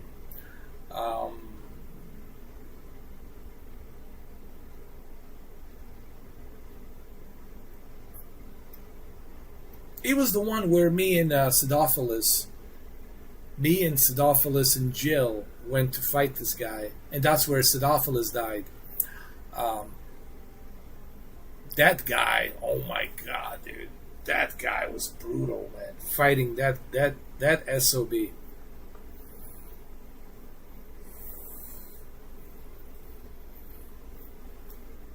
Yeah, because I don't see any of your uploads. You know what I mean? I don't see your uploads. They're not showing up. Let me click on the bell. I can click on the bell again. I don't see any of your uploads, dude. 0. So there's definitely something wrong with your with that account. Can you transfer those videos and upload them to that one, or did you save those videos? Did you back them up? Can you upload it to that YouTube channel?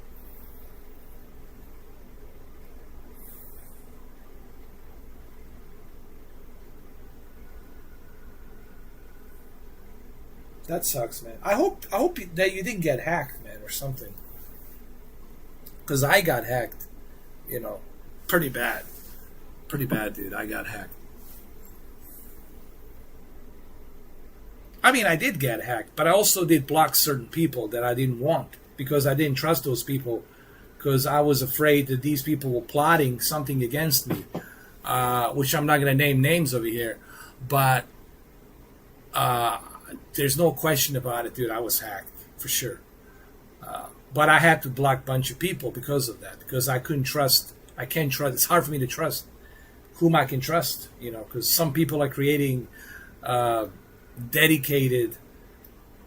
It's so ridiculous, like dedicated discords for me. I'm honored, People think I'm that important that they have to create a dedicated discord just for me. It's ridiculous, man. Well, look, they know who you are. They know that you are my moderator and all that, and it's most likely. You got to remember, man, these are the snakes in the grass, dude. Even right now, they're watching everything, dude. Everything I say, everything I do. These individuals have no life, man. They have zero life. Their life, it's me. The reason they exist is because of me. They watch my every move, everything, dude. They have bots. They have actually programmed the bot. Every time that I go live or every time I upload a video, they want to be the first one to know about it. So they can record it and they can use it and take the stuff I say out of the context and then go to that disgusting hog and then have him talk shit about me, which I don't really could care less. I've been done with that guy for 2 years now, almost 2 years. I could care less.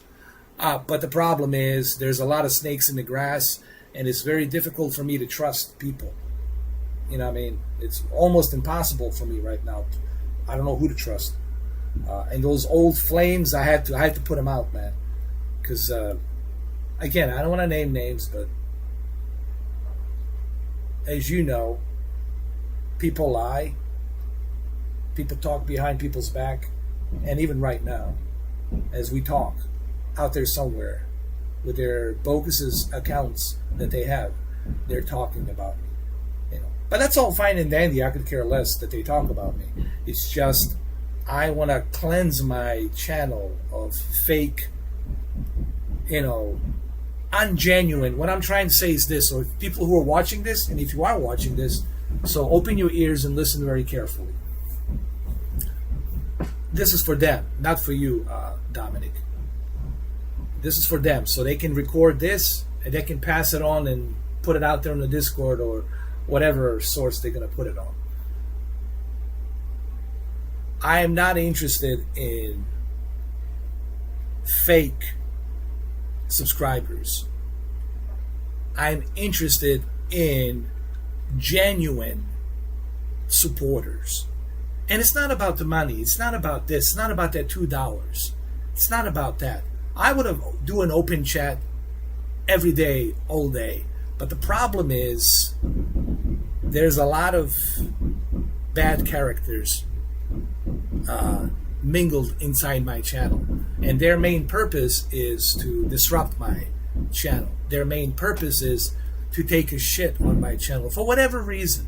I don't even know what their reason is. I don't know. Maybe, I don't know. I slept with their wives. I wish that I did. Maybe I slept with their girlfriends. I wish that I did at this point. I don't know what their beef is, to be honest with you. Not that it matters. Sometimes they don't need to have a beef. They're just sick people. They're sick people. They have sick, twisted minds, and they got nothing better to do than just to fuck with people. Period. So what I'm looking for is a genuine subscribers and followers who truly care about what I'm trying to do here. I've been doing this for almost 10 years. I put a lot of heart and soul and effort into this channel, as you know, Dominic. I spend my own money to buy equipment and stuff, okay? So I work my tail off on this channel. And I feel that some people taking advantage of that, and they never appreciated that. Because if you appreciate someone's hard work, if you appreciate somebody doing a 12-hour live stream or 13-hour live stream, if you appreciate me doing an unbiased product reviews with my own hard-earned cash, then you should show your appreciation by sharing the videos, put it out there on the algorithm, let your friends know about my channel so they can let their friends know, so their friends will let their friends know, and that way they can break the ice and break the barrier, and that way I can get into the algorithm. But they haven't done that. See, that's the whole point here I'm trying to make. You know. And they haven't done that because they're not being genuine. They're not being genuine. So they expect me to be genuine. Well, this is called, let me give you the taste of your own medicine. You know, this is what this is. I'm giving all of them a taste of their own medicine. You know, be genuine. I don't care about money. I don't give a shit about people's money. I don't care about donations and all that other shit. I care about being genuine.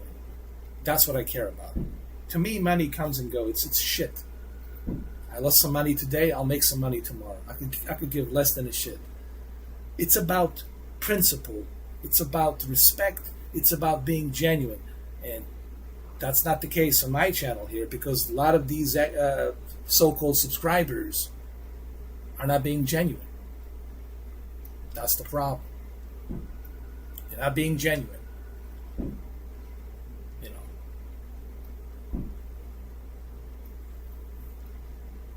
And then it becomes very hard for me to whom to trust. Because, you know, who do I trust? You know, everybody's making an excuse. Because I see them go to other channels and they're out there to the other channels and they're constantly watching the, because I have analytics. I can see, believe it or not, maybe I shouldn't say this, but YouTube gives me the tools to see where you guys go and who you watching. I can see that. I can see exactly where you guys go, to whom you're subscribed, to whom you're commenting. I can see the algorithm of what you guys are watching. And I'm like, well, this person is telling me he's busy. He cannot see me. He cannot spend 5 minutes on my channel. But this guy, this individual, well, not you, Dominic. I'm talking about some other people. I'm not going to name names. This other individuals are out there following this other guy, talking to this other guy, sharing his videos. And I'm like, what the F? So then, that's not being genuine. You see? That's the point. You can't tell me, guys, that you're being genuine if you are lying to me.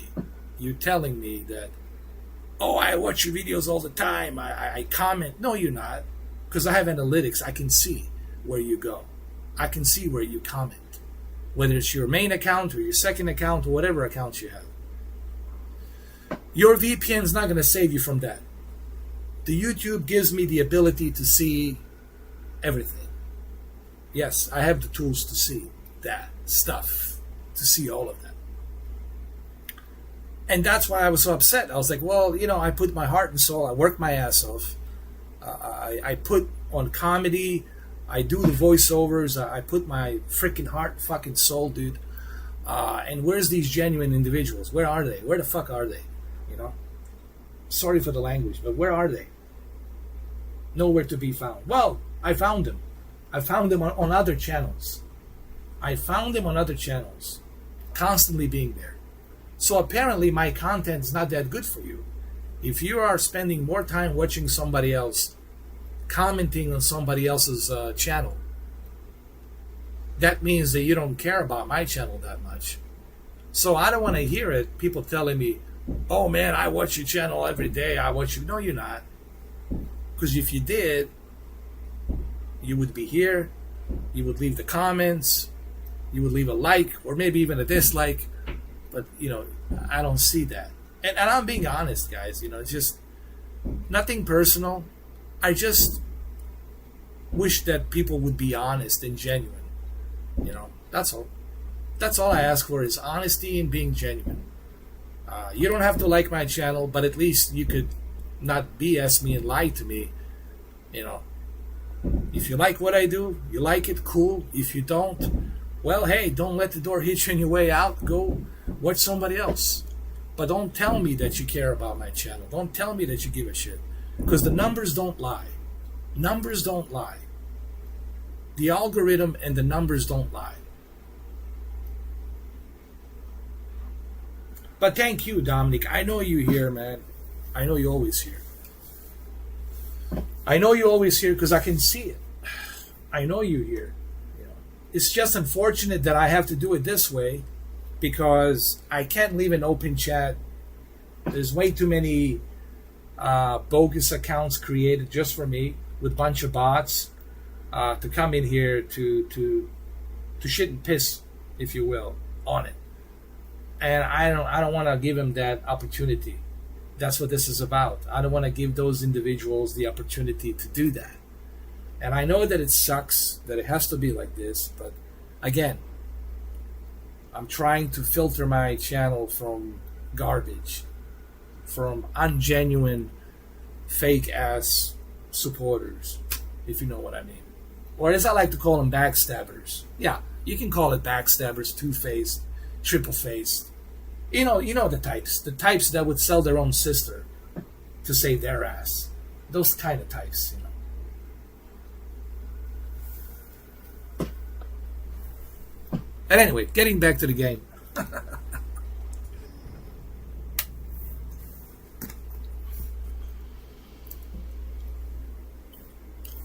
Oh, look at this. Heart of Crystals.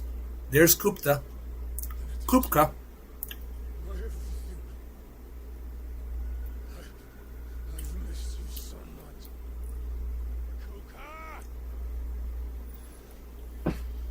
Kupka, you look like Thanos. Yeah, those individuals are like cancer, dude. You need to stay away from those types. I do all the time, man. You don't need that in your life, man.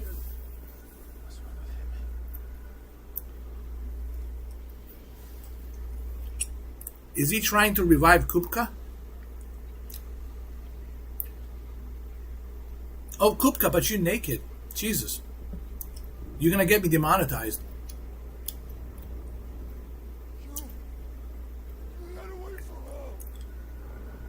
He's horny, dude.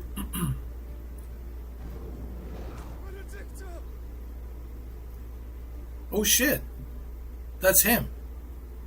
Clive. Icon.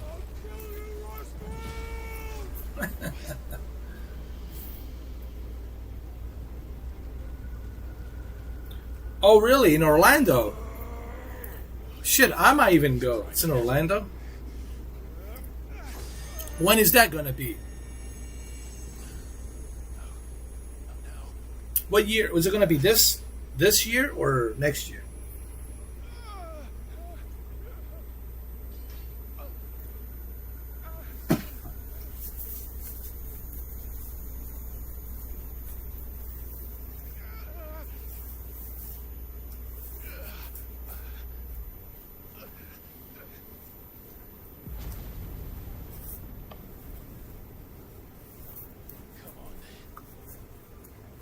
Oh, next year. You know what? We might go together, dude.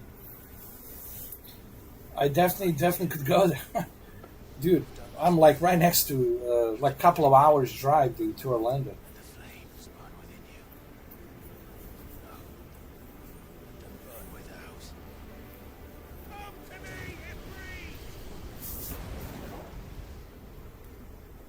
They'll probably have a bunch of demos for the Flight Simulator 2024. Did you see that? They have tornadoes, severe weather, blizzards, all kinds of stuff. Extreme weather.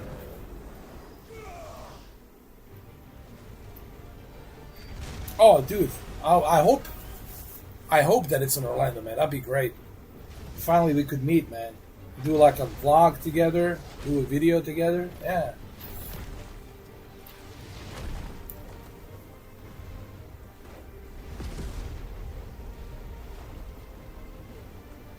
So I'm fighting the Titan, Kupka.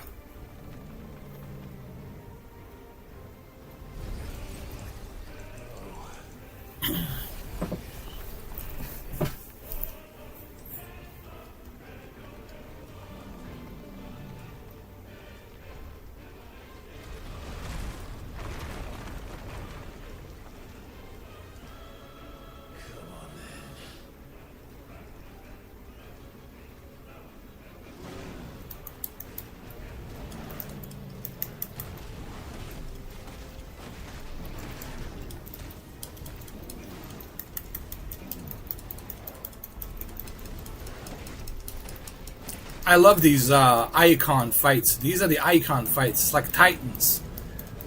It's like a Godzilla versus King Kong, man. Look at the graphics on this thing, man. Hey, did you see the Starfield? It looks better and better, man.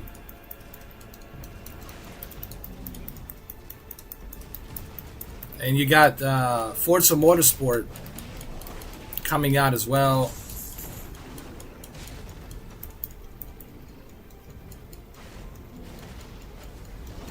But Flight Simulator 24, oh my god. It almost looks like Unreal Engine 5, dude. It is so good. It's gonna make this current Flight Simulator look like crap. No, seriously, dude. Did you see how good looking that thing is? Truly a next gen. Holy crap. And you got the extreme weather. Oh, it's gonna be so good, man.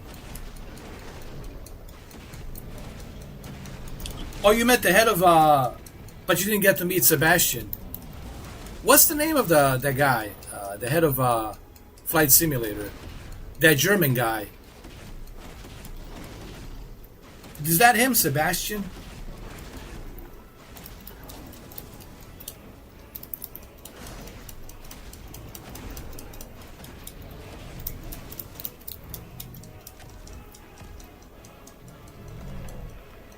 Oh yeah, man, that thing looked like...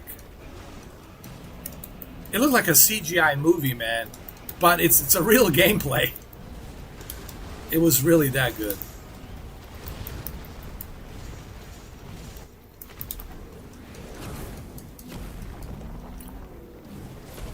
Oh, by the way, I don't know if you saw that. Jorg, yeah, I would like to talk to Jorg, man. Nice trick. By the way, I want to say something. This morning, I was drinking my coffee and I was like, I took my laptop to a coffee shop. You know, a Starbucks, outside Starbucks. I was drinking my coffee in the outside Starbucks. It was a beautiful day. And I was playing, I recorded the F-22 Raptor video. Let me tell you, this laptop, the ROG, Republic of Gamers, Strix G16. Not only is it lightweight, only 5 pounds, 5.1 pound, very lightweight, but the power that it has inside and that i9 processor that goes up to 5.6 gigahertz, and if you use the turbo boost, it can go up to 6 gigahertz plus, with 24 cores and 32 threads, 4070 GPU inside, 16 gigs of very fast memory RAM. I was blown away how good and fast with a deep learning super sampling 3 and those 24 cores that goes up to 6 gigahertz, 5.6 turbo boost, 6 gigahertz, and 32 threads. I was blown away. I don't know if you saw that video. I uploaded it like this morning when I was at Starbucks, and the microphone was okay. It was so-so because I was outside. It was nice weather, but there's a lot of wind. You know, I don't know if you saw that video, but dude, it was just super fast. You can. I mean, actually, I'll show you the link. I'll fucking give you the link right now of that video. Dude, it's so good, man. I was blown away by... I'm blown away by this laptop. I'm telling you, I mean... Because it's portable, I can take it with me and I can enjoy Flight Simulator anywhere I go, man. Dude, that's just mind-blowing. Yeah, I'll go ahead and... I want you to see this video. I did it today. Not many people saw it because I have a bunch of Sony fanboys subscribe to me, and they hate anything regarding Xbox, you know, which is just ridiculous. Here, let me show you. People ask me what's worse, Xbox fanboys or PlayStation fanboys? They're both equally bad. If you're a fanboy of any brand, you're equally bad, in my books. Because two wrongs don't make a right, man. And they're equally bad.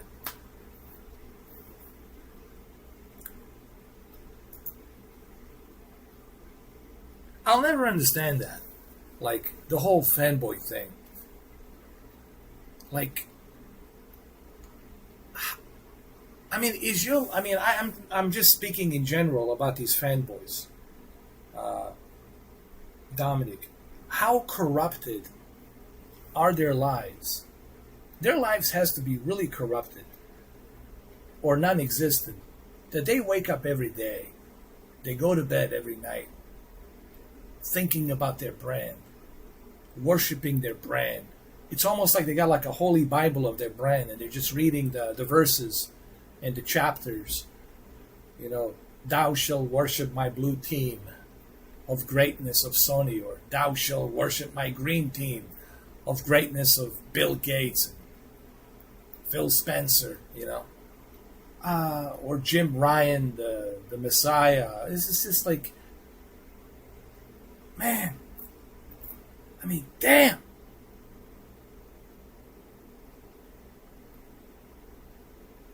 Really?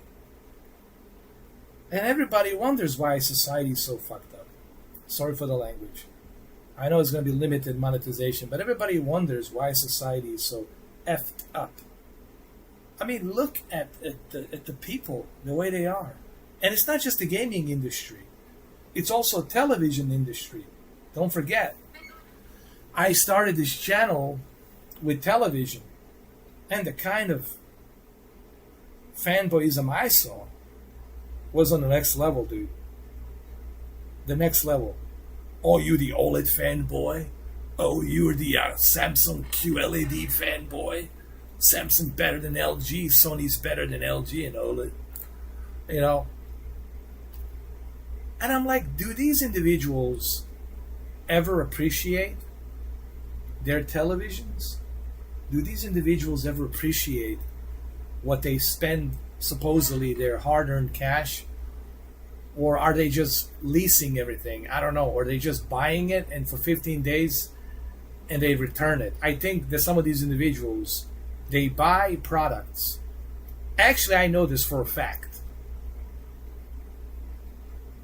I know this for a fact.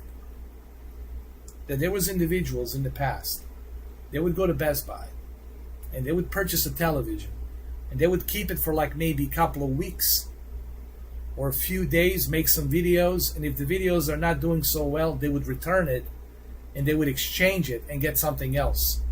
And they would do the same thing, unbox it, this and that, put it there, and they would say, oh, it's a great TV, I don't know about it. Then they would return it and they would get another one. I mean, the kind of shit that I saw in my early years of doing the YouTube for the television, it's unbelievable. It's just unfreaking believable. You can't even make this shit up, bro. The kind of nonsense that I saw. So it's not just the gaming industry, gaming society. It's also the TV tech society. It's brutal, dude. It is just brutal. It's toxic. Everything's toxic, from politics to TV news anchors to podcasts to gaming to, I mean, you fucking name it. Sorry for the language. I know it's gonna be limited monetization. I don't care. Everything's toxic. Everything's some kind of a, I want to be the first, or I want to be right, so I can be the first.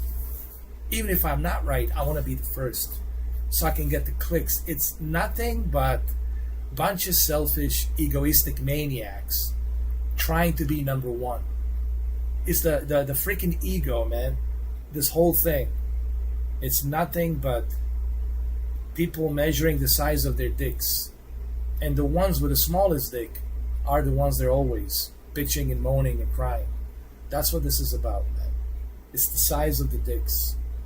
I'm telling you right now. You know what? I'm spitting out the facts here, brother. I'm spitting out the facts. Anyway, let's continue with these titans. It's toxic. I mean, even look, Dominic. Even a flight simulator community, it's toxic as well. You got X-Plane 12 fanboys versus the Microsoft Flight Simulator fanboys, right? And you got X-Plane 12 versus Microsoft, and you got DCS versus, Flight Simulator, and it's never ending, dude. Dick measurement. It's a never ending dick measurement. It's just never ending. It's unbelievably toxic, dude. So it's not just gaming. It's television. It's everything.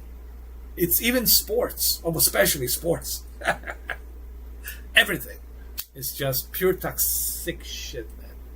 Pure cancerous, toxic Chernobyl type of shit. Yeah.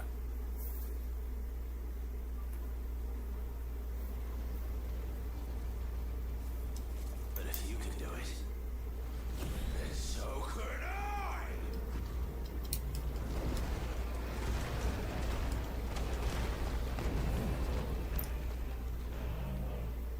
Come on, Mr. Titan Kupta.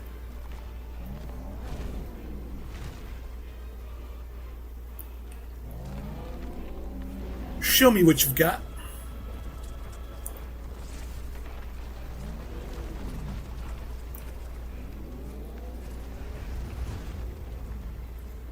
And it makes you wonder, right? It makes you wonder, do these individuals ever appreciate anything? Even the Final Fantasy 16, people are like, I don't know, it's not running at a full native 4K 60. I don't know. As if they're gonna tell a damn difference sitting 7 feet away, 7 bloody feet away from the bloody television. Like they're gonna tell the damn difference between a 4K and 1440p. Oh, but I don't want to play a 1440p upscaled to 4K. Dude, it's really difficult to have a conversation these days. I don't know if there's such thing as a normal human being these days, or a normal person. Like, the normal doesn't even exist anymore, where you can kind of sit down and have a normal goddamn conversation. Well, maybe you and me, that's it, pretty much. Dominic, you and me. But other than that, like, dude, like, you know what I mean? It's like, no one seems to appreciate anything anymore. I appreciate, like, that, like, Asus ROG Ally, I made a video today. People making bogus claims, saying that it's overheating, it's not working. I was like, dude, yeah, if you are, if you are forcing it, and if you're keeping it on your bed, and you're not, keeping it cool, and you being, like if something is running hot, and you leave it on your bed, which I don't recommend that you do that, because you can burn the bed, you can have a fire hazard, so you don't want to do that. But if you leave it on the bed or on the sofa and it's running hot, and you pause the game and it's still running in a turbo mode, yes, it's gonna overheat. If you're holding it in your lap and you're pressing the exhaust fans, yes, it's gonna overheat. You can't cover the freaking exhaust fans. Exhaust fans are there for a reason, to blow out the bloody hot air. It's just the lack of understanding of how something works, the lack of care. It just blows my damn mind. It blows my damn freaking mind. It feels like I'm an alien from another distant galaxy. They just landed on this planet, and I'm like, dude, like you can't believe it. But anyway, I digress.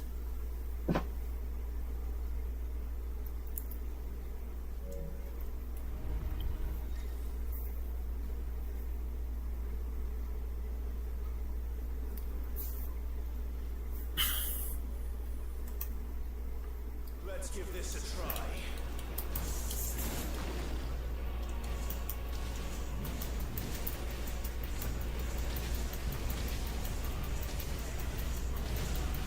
Oh, this is so epic, dude.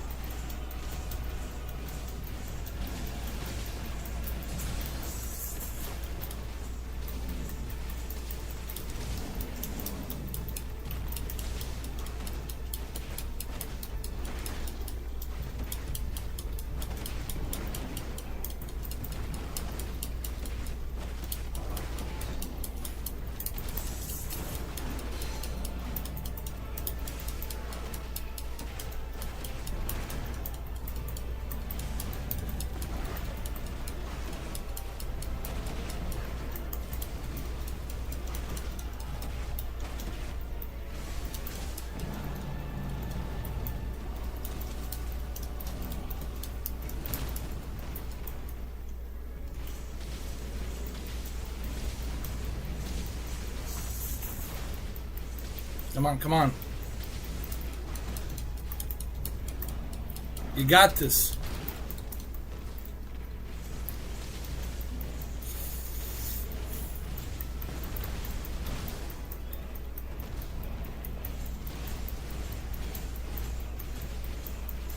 I'm going to change my strategy a little bit here.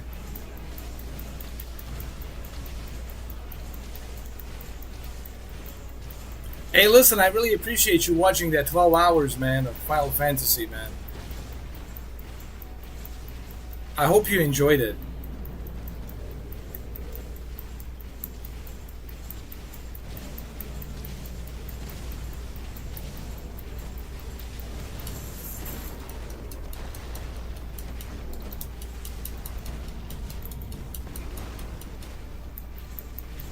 You know what's you know what's so surprising? Hold on a second.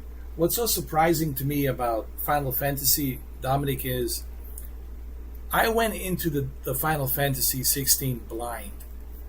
Like, I didn't do much research other than just what I have saw on the what you call it, PlayStation State of Play. But it's a great feeling to have a game like this that surprises you, and you're like, wow, this is a sleeper hit, and it already is. It's sold up like, I don't know, like 20 million copies so far. So it's a really good surprise. I like this kind of stuff, and I have the same feeling about RoboCop Rogue City. I think it's going to be a great game.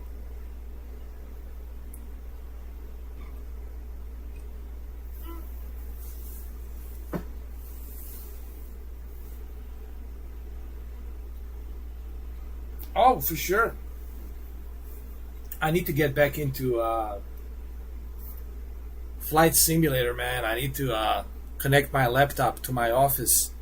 I'm just going to use my laptop, honestly, instead of my desktop, because it runs better on my laptop. So I'll probably hook up my laptop to my studio computer in the office, because that's where I have a green screen and the whole thing.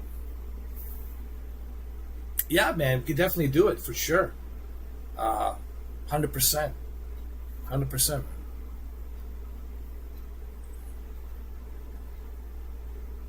Now, this 737, who created it, by the way, this 737? Is it, I forgot the name of the company. Just refresh my memory.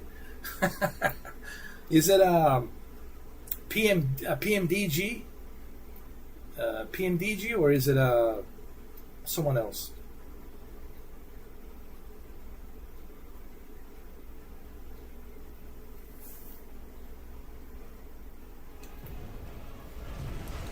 Oh, PMDG. Oh, hell yeah. Definitely need to get back into it. I need to get my back into it, man. Get back to the flying. I tell you what, as soon as I finish Final Fantasy, I promise you, man, I'm gonna get back into flights. Because after I finish Final Fantasy, that's it. I'm gonna be free as a bird to play Flight Simulator. You know, there may be one game after that, like an Aliens Dark Descent. I might play that, but I could play it on my free time. However, once I finish Final Fantasy, for sure, I really want to get back into Flight Simulator all the way through August, way before Starfield. I can dedicate a couple of months, July and August, just for the Flight Simulator, man.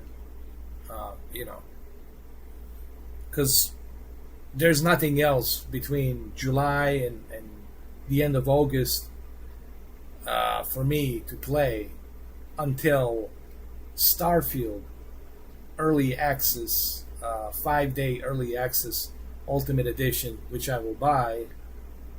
And then, of course, there's RoboCop, so we got, Starfield is the big one. That's something I really have to dive into. And then, of course, there's RoboCop after that. And then, October, we got Forza and Spider-Man 2, of course. Spider-Man 2.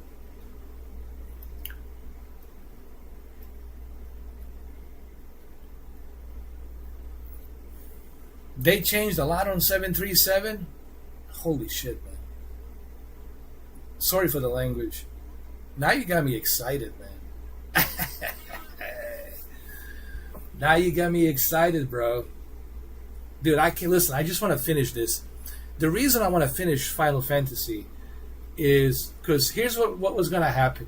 I was talking about this earlier.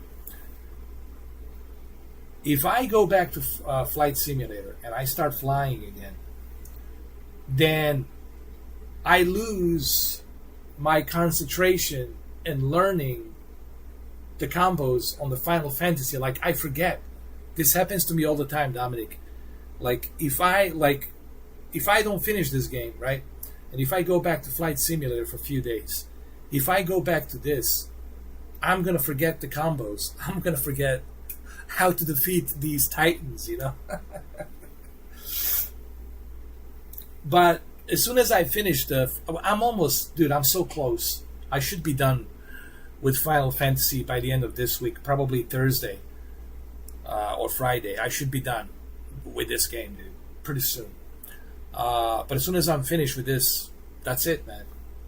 I'm home free for the Flight Simulator, man. I got 2 months, July and August. Plenty of time. But now you got me, dude, look, PMDG, it's study level, right? PMDG, it's from the sound to the aerodynamics of the weight of the plane and how it flies, all of that, the instruments. People got to remember, somebody asked me actually this not too long ago. I think you might have been on the live stream. Somebody asked, why are these PMDGs so expensive? Why they're priced so high? And the reason they're priced so high, it's because actually they're not even that expensive. Because think about it. You are getting a full access blueprint study level of that exact same plane. That Airbus, that commercial airplane, you getting exact same blueprint. Technically, once you master 737 or 787 from PMDG, you could easily fly the real thing. You'll know exactly where each button is. You'll know exactly what everything and each button does. You'll be like ready to go, man. Like like right now, no kidding, Dominic, right now, and he's very experienced with the flight simulator. A lot of these different commercial airplanes, like he could easily fly a 737. And I'm not exaggerating. I know I'm speaking on his behalf, but he could easily fly that thing. Easily. So that's why you're paying $70 for a study level.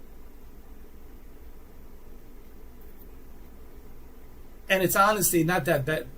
It's not that bad, considering what you would have to pay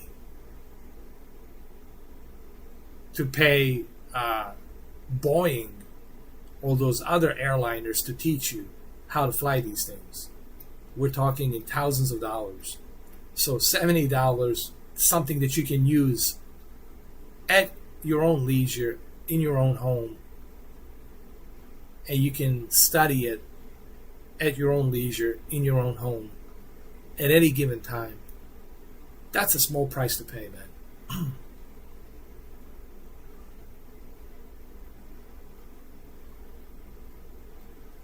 Oh, so you're getting 3 versions. The passenger version, Cargo 737, and the BBJ, and they spend a lot of hard work and dedication into their products and IRL. Ooh, nice. And it's good to have Robert Rendenzo. Oh, so they really put an effort. This is not just like a port from a PC. This is like they went out like all out, man.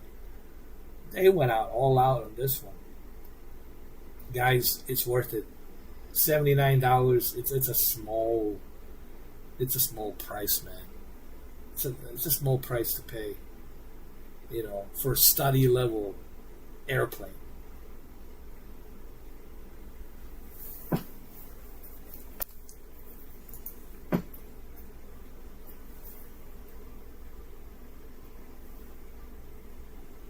Oh, from ground up. Wow, dude. They did everything from the ground up.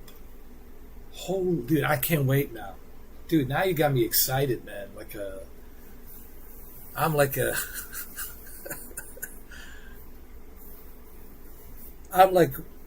at the Christmas tree waiting for my gifts to be unwrapped, man. From ground up, they designed the whole thing. Oh my God. Oh my God.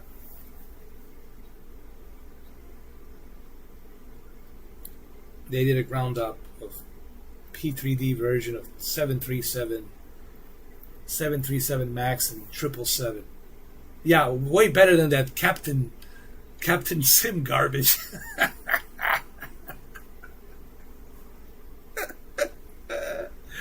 Dude, I'll never forgive myself for spending $40 on that Captain Sim garbage.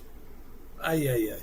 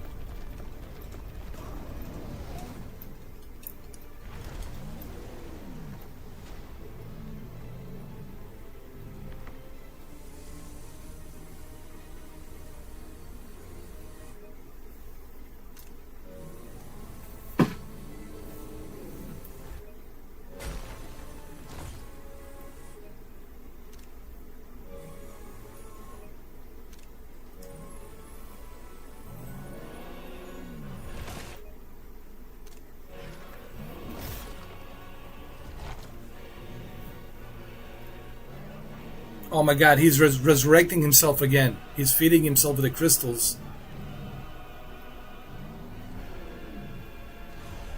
How dare you? Kupta.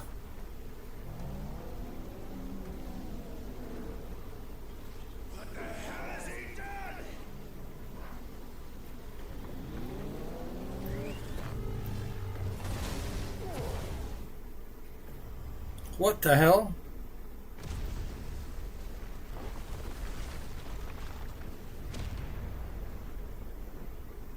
Holy crap.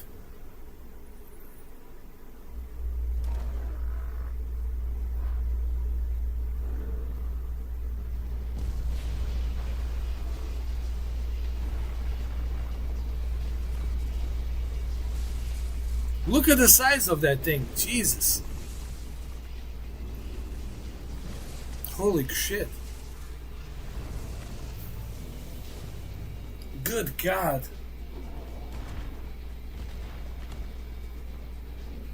Help me.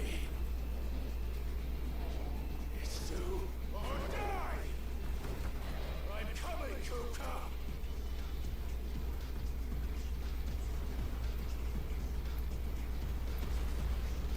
Oh my God, this is ridiculous.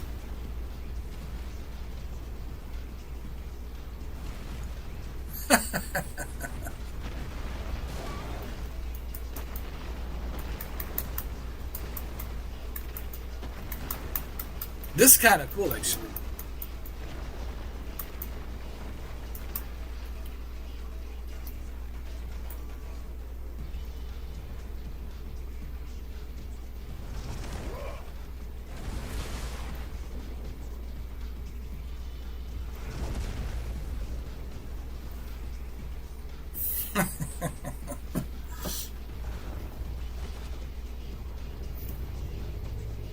I gotta admit, this is kind of dope. Holy shit.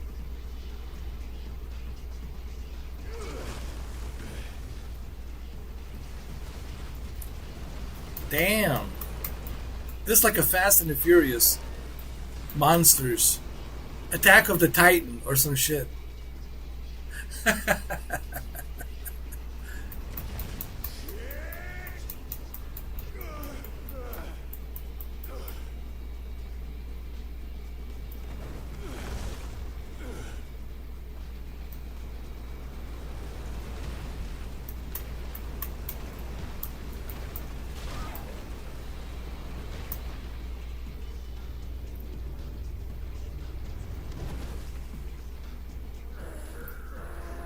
Good Lord, the size of this thing.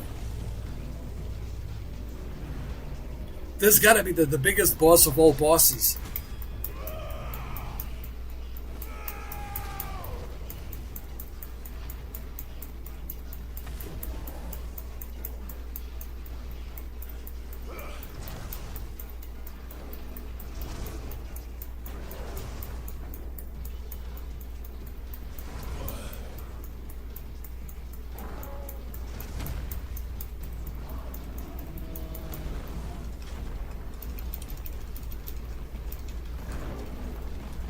Godzilla, eat your heart out.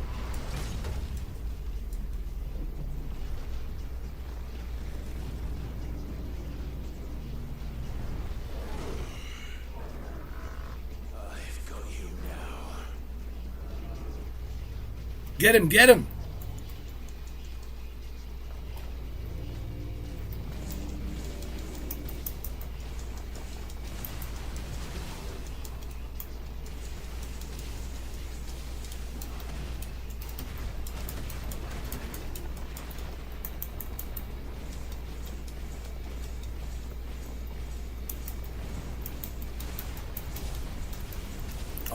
Oh man, this is so cool.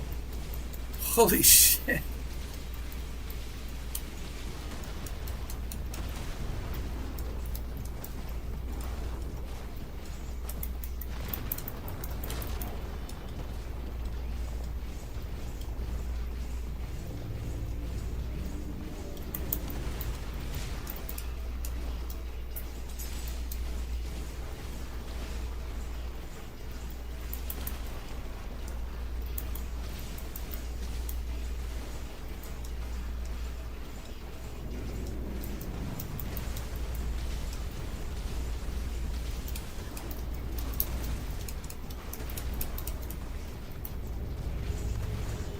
This is so ridiculous.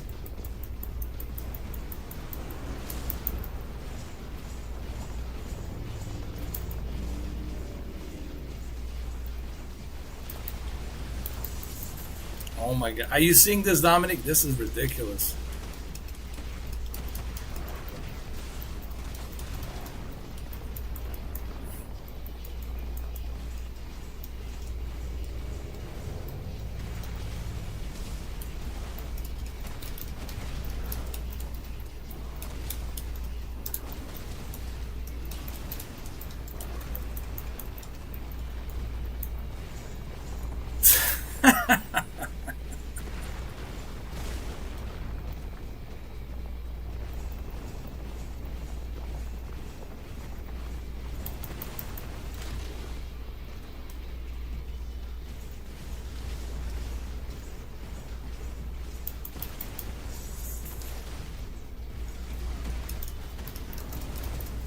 my goodness.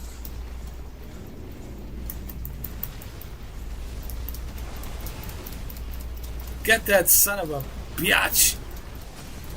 Get that son of a biatch.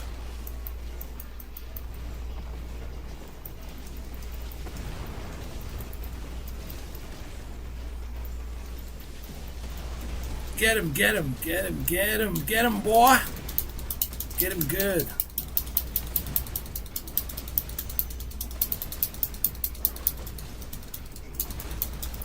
Hit it while it's hot. Hit it while it's hot, boy.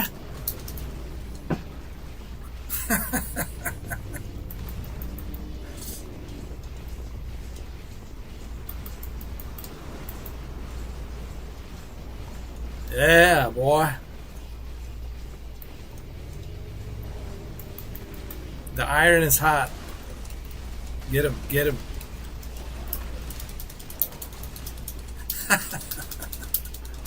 This is so ridiculous, man.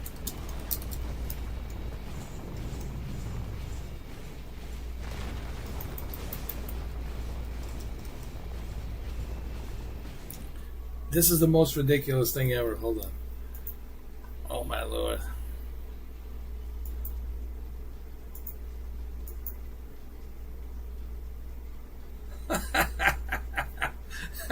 This is a new Captain Sim airplane.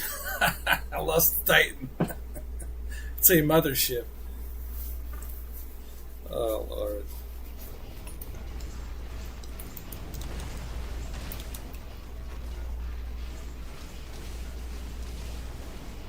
You know how Japanese, man, they love their Titans, Attack of the Titans, their anime, dude. Battle bots, you know, all that. They love Godzilla, anything that's huge and giant. And Japanese culture has been fascinated by the giants and the robots. And everything mega big, you know. If you follow the Japanese culture of movies, pop culture, Japanese pop culture, movies and anime, they like everything extra big, monstrous. Whether it's Muto, Godzilla, or Attack of the Titan, what have you. Have you ever watched the Attack of the Titan anime?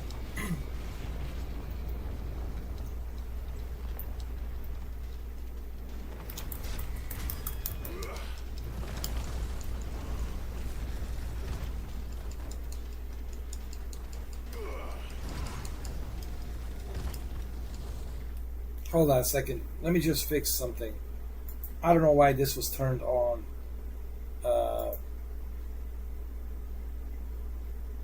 You don't need a slow mode. I don't know why I left the slow mode on. What's wrong with me? Sorry about that. It's ridiculous. I left the slow mode on.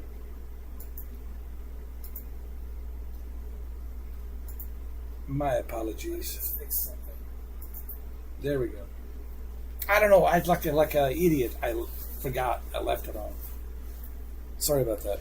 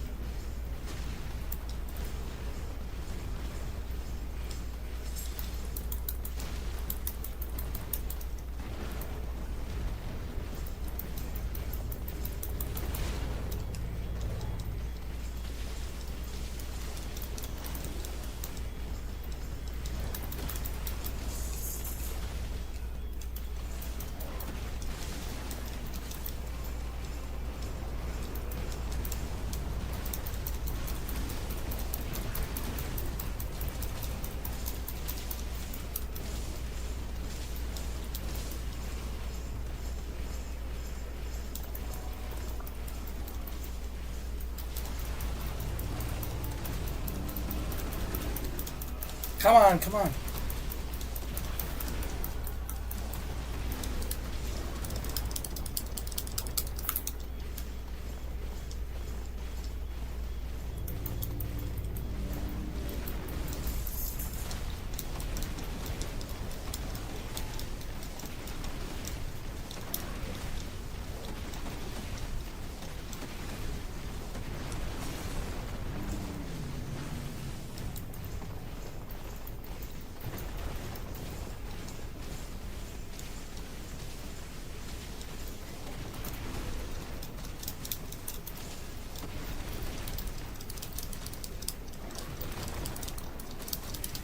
Holy shit.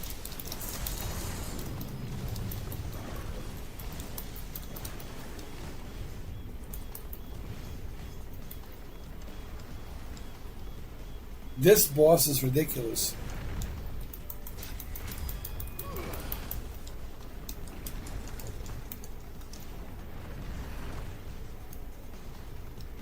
This is the most ridiculous boss battle ever.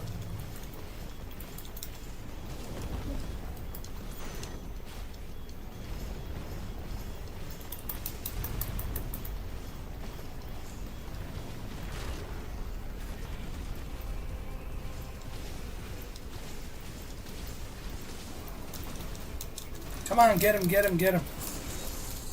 Get that son of a bitch.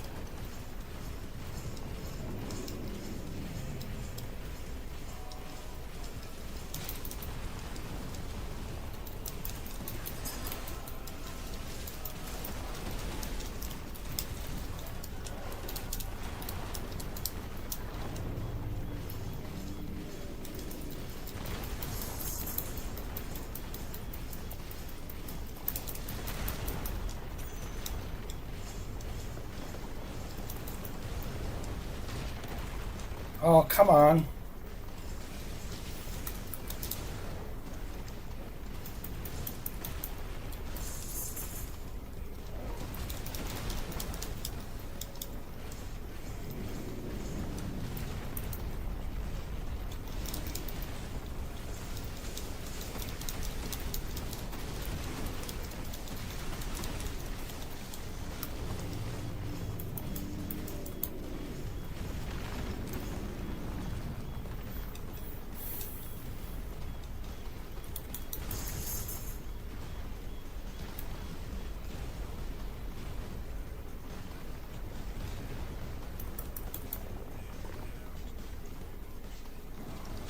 This is ridiculous.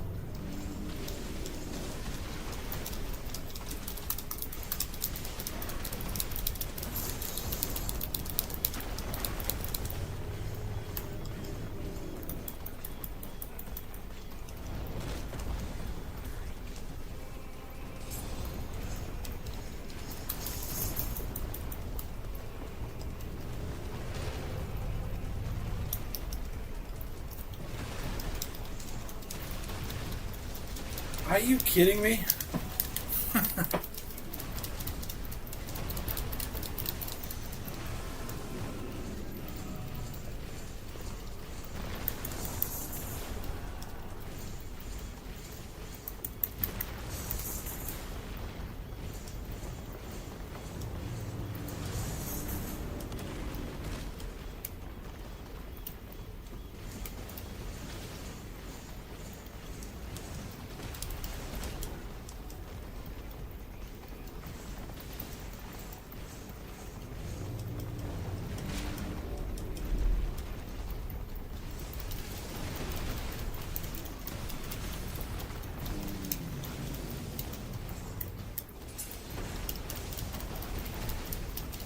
Oh, come on. Get him.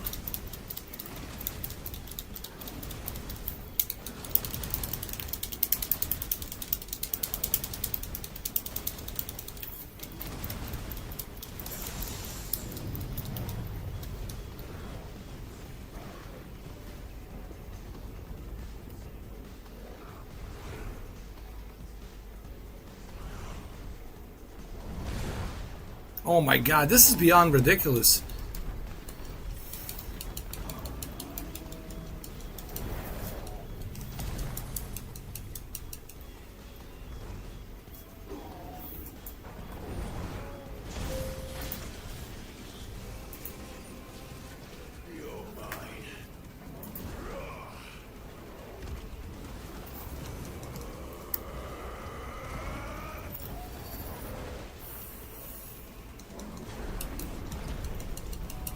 Get him, Ifrit.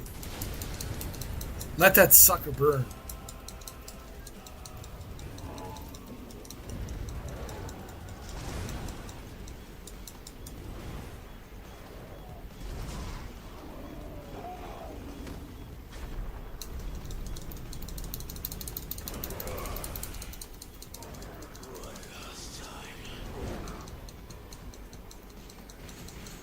Hopefully it's the last time.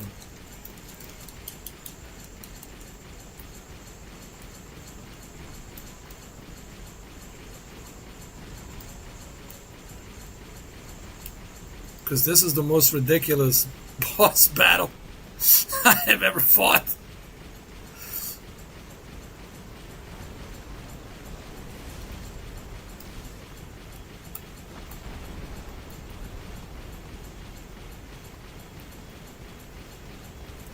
Oh my God.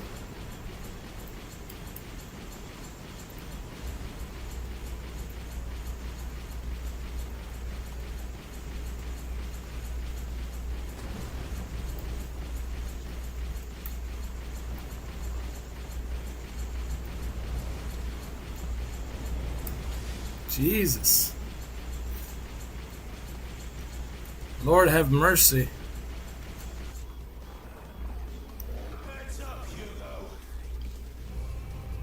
I know it. Thanks, Dominic. Yeah, this is ridiculous. Oh.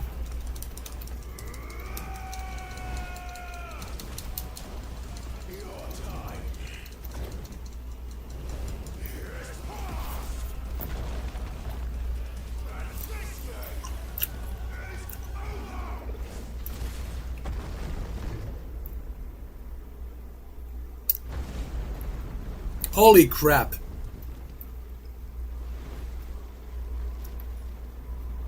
Holy shit. What? It's not over yet? Oh, Jesus. Oh, come on, man. You gotta be shitting me, man. Oh, Lord.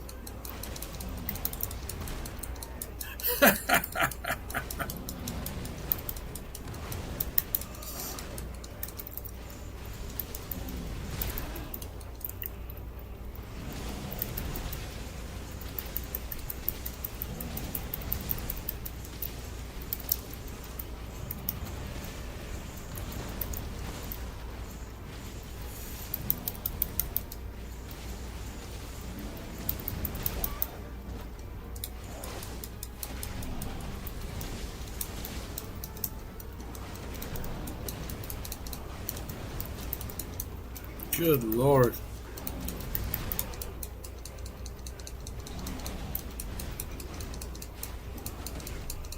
I'll have to resurrect again, dude. I wasn't prepared for this.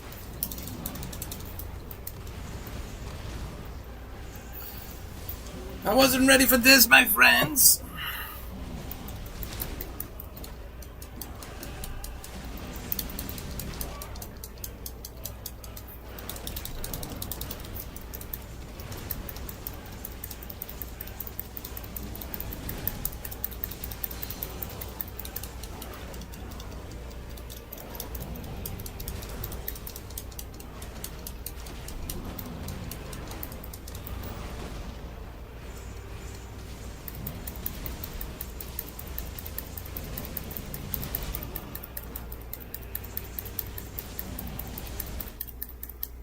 Jesus Christ.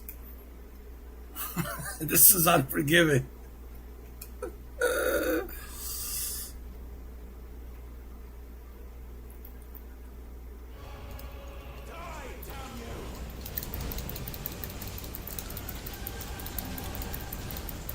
We should be alright now. I got 6 firefights.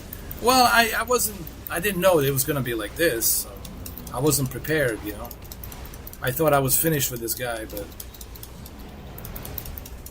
apparently not.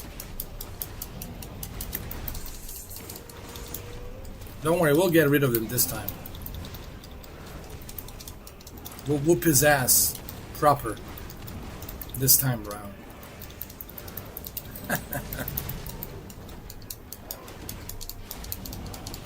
Be a proper ass whooping.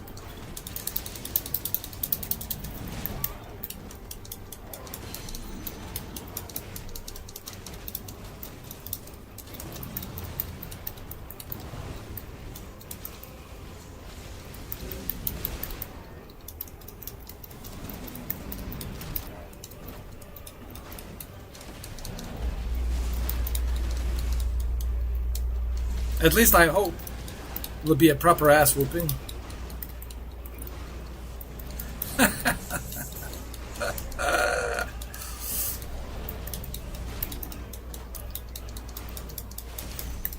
There we go.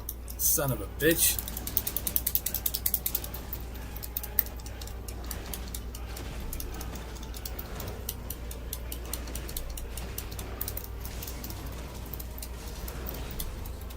Got you now. Got your sorry ass now, huh?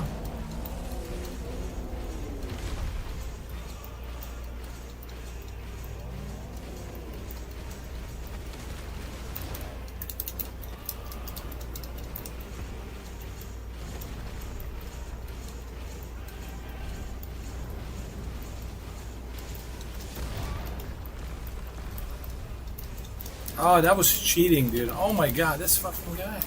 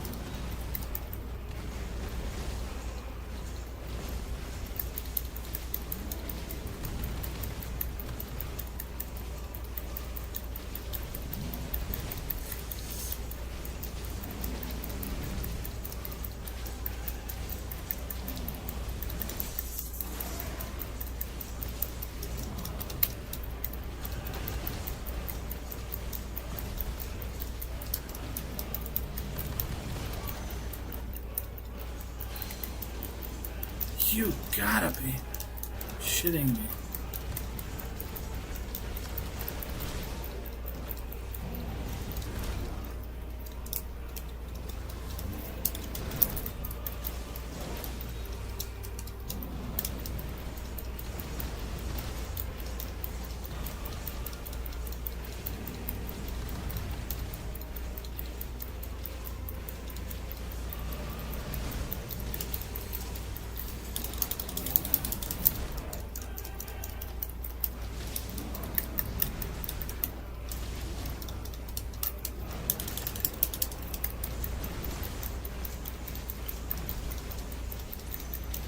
God, man, I can't stand this guy. This Kupta.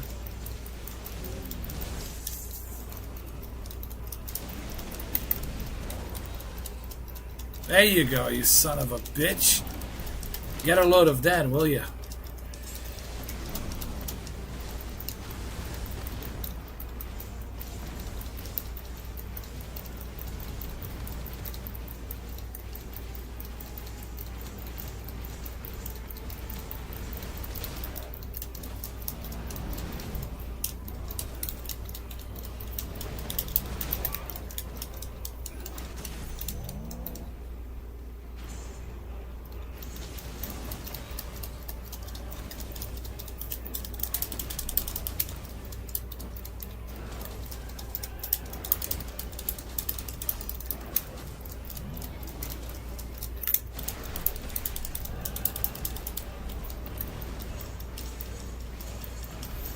You can be serious, dude. This is some ridiculous nonsense.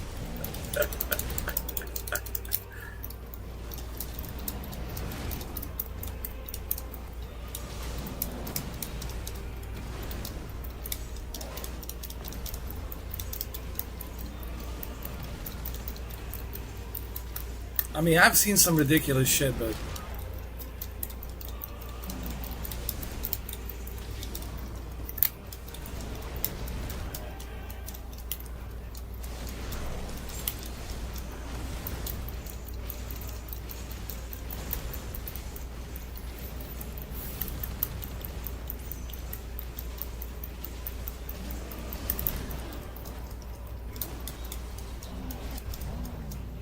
Jesus H. Lord Christ, alien on a mothership.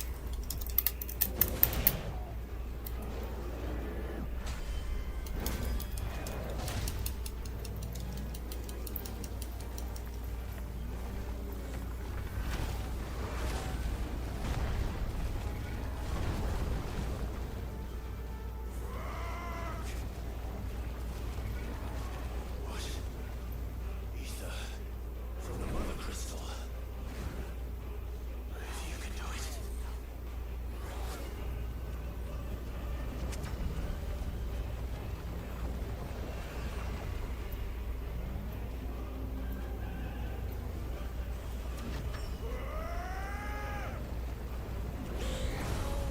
Come on, do it, bro. Finish him. It's like Mortal Kombat. Finish him.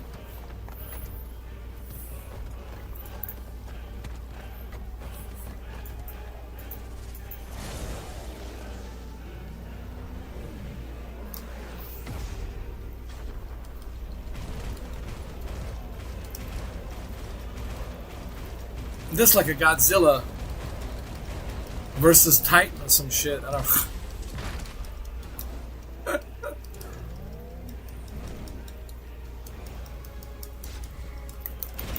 Oh no! Pay attention.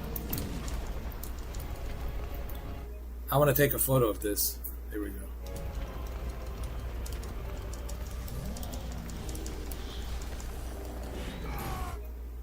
Wait.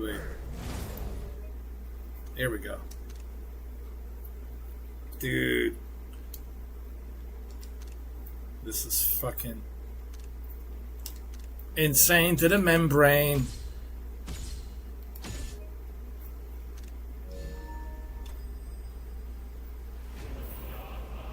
Jesus. Good God, man. Where's like 25 minutes? Dude, I got blisters in my hands. This was ridiculous. Oh my Lord.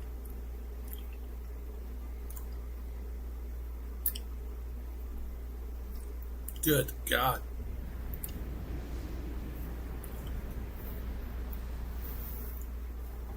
Don't tell me he's still alive. Are you shitting me?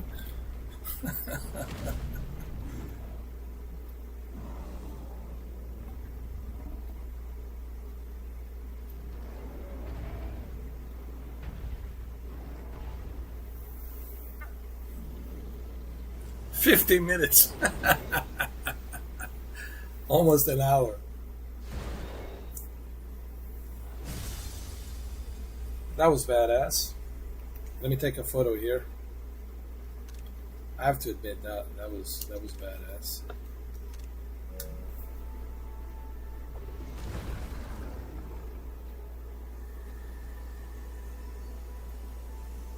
That's it. The final Mother Crystal is finished, I think. I don't know.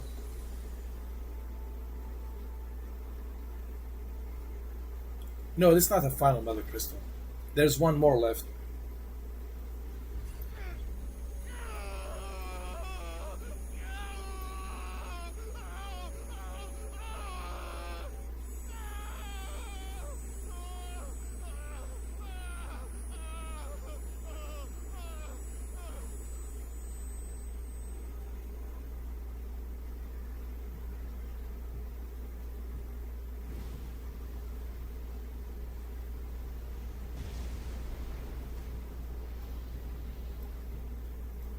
Is that you, Ultima? What do you want? Your soul is tainted with worthless human will, yet your thirst for power remains undiminished. With every sip you take, you grow in strength, and soon you shall achieve perfection. I don't know what you're talking about. You will accept us, Mythos. Not a problem, Dominic. Take your time, man. As soon as I finish this, I'm gonna call it a night too. Go get some sleep. By the way, I really appreciate you becoming a member means a lot to me, man. And it's not about that. It's not about like the membership. It's really about me filtering out individuals whom I can trust. You know what I mean? That's what it's all about.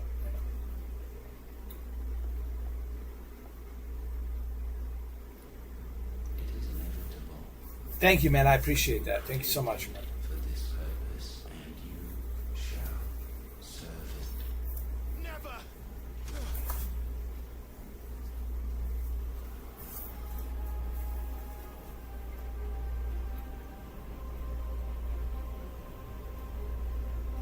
So, wait a minute. Fight it, Clyde! Don't let him in! So the Ultima. Wait a minute. So the Ultima, it's the creator of the Mother Crystal. Is he, or is he not?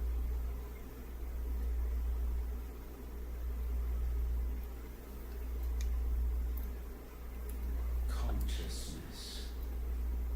We see now. Human will is so insubstantial it cannot exist in isolation. You mitigate its weakness by interweaving it with your consciousness. We believed we had merely to purge you of your will to claim our vessel. It appears we first have to sever every thread of the consciousness that supports it. No matter, the time to build a new world is not yet upon us. We will contemplate.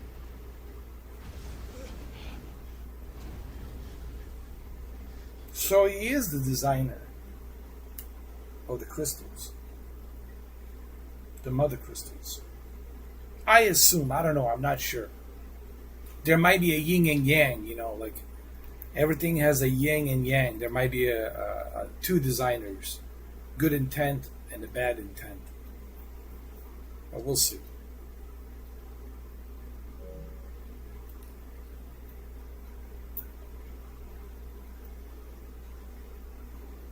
That was Joshua, his brother, speaking to him. That red flame of Phoenix. One can no more command the power of ether by drowning in its flood than one can constrain the tides by standing in the sea. I had thought Hugo wiser than this, but it seems his head was full of rocks after all. Titan was strong. Your Majesty, But Mythos is stronger. For 5 years, that man lived only for revenge. Clinging fast to a fiction, even as it swept him into the abyss.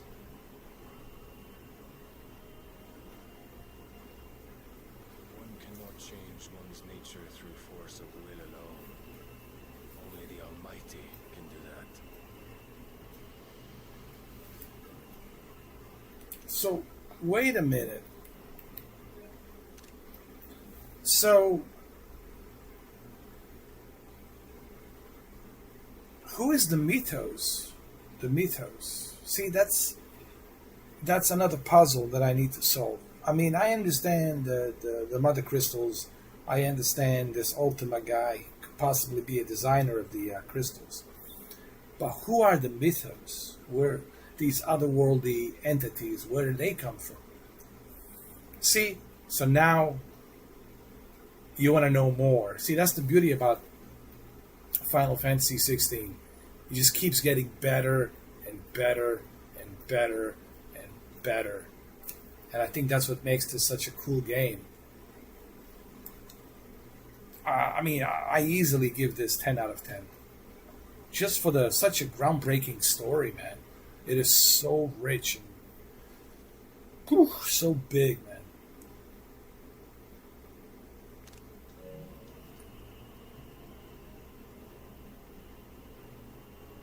Hugo Kupta, his life for a woman's head.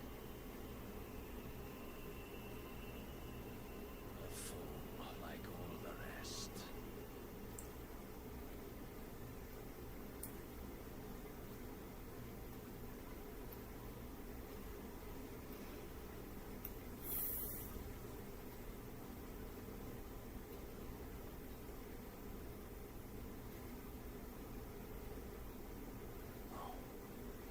That the death of a mother crystal should be so beautiful.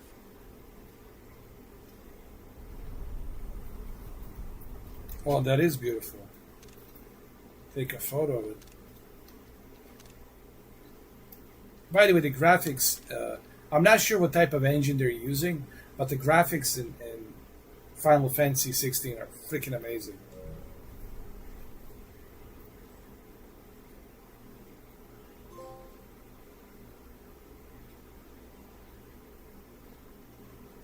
Holy Order of the Knight's Dragon. Some medicine, my lord?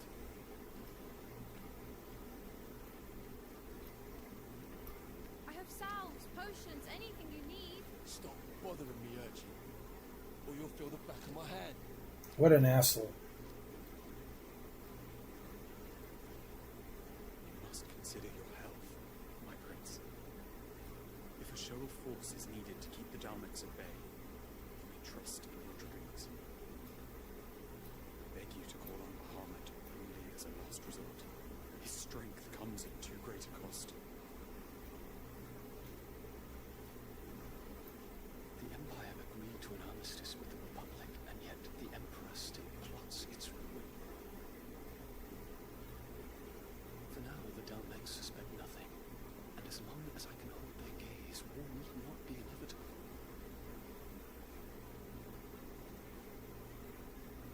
More than that, Bahamut is the champion of the Empire. When our people look to the heavens, the sight of him gives them hope. He's talking about his icon, Bahamut, this huge creature. But how's he going to use it? Is he going to use it for the good purpose or for the wrong purpose? Give me, Terence.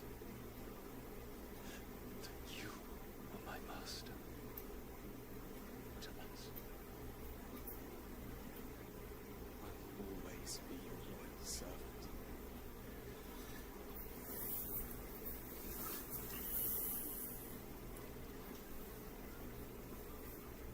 I mean, it's really like a Game of Thrones. Like the best way to explain Final Fantasy 16. It's a Game of Thrones on steroids. It really is.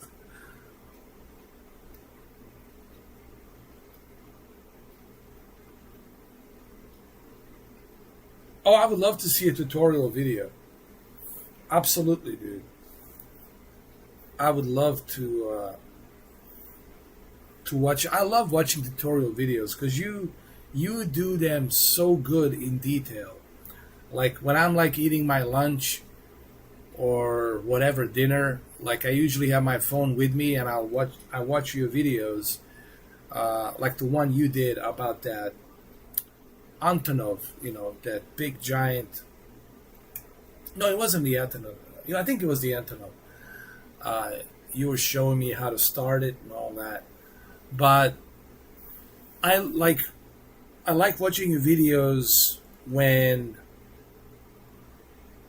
I'm like eating or doing like a lunch or something, because you explain them in such a good detail. So when I'm eating my lunch, I watch your tutorial and you explain everything step by step, like all of the checklists, and you do it in such a vivid style.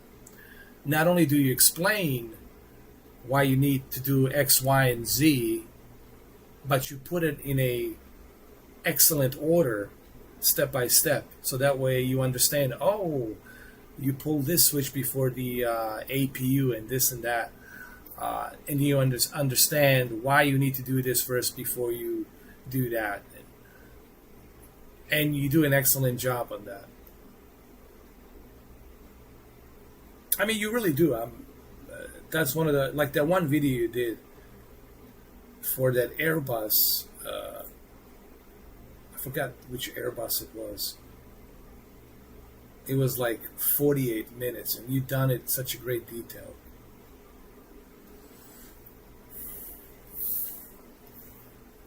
And it's the best way to learn like that. I think not just for me, but for anybody. When they watch a video at their own leisure, right? At their own leisure, when they sit down and they watch a video, I think they can learn much better and soak it all in and take notes. And then they can go ahead and try to do it themselves when they start using that airplane. And you, like I said, you do a fantastic job. Hold on, I gotta subscribe to your. Wait a minute, just give me a second. I gotta go to your channel. This new account, I gotta subscribe to you. So the videos are gonna be posted on this one, right? Toronto Plane Spotter. So I already subscribed to your channel, Dominic. So your videos should show up here on this channel. Perfect. Even better. Not only that, but I'll be also prepared with 737 PMDG once I watch that tutorial video, and then I'll have the heads up on the layout of the cockpit, and I'll be able to know exactly the checklist.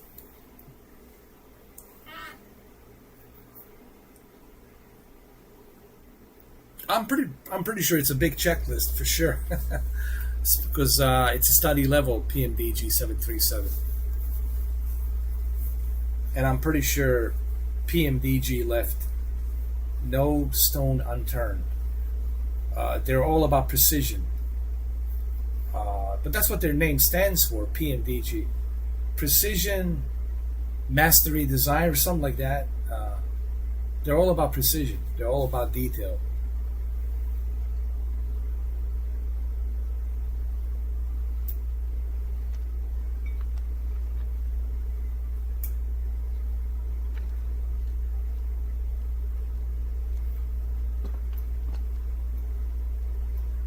Should the Council's brazen maneuvering prompt the Republic to tear up their own treaty and launch a new assault, our soldiers would advance to meet them, cutting across the Central Isles, but not in time to prevent their forces from breaching the southern defences and storming Twinside. And so the capital would become a battlefield. Thousands of innocents would die. I cannot allow that to happen. There is one small mercy, at least. You will not be forced to do battle with Titan.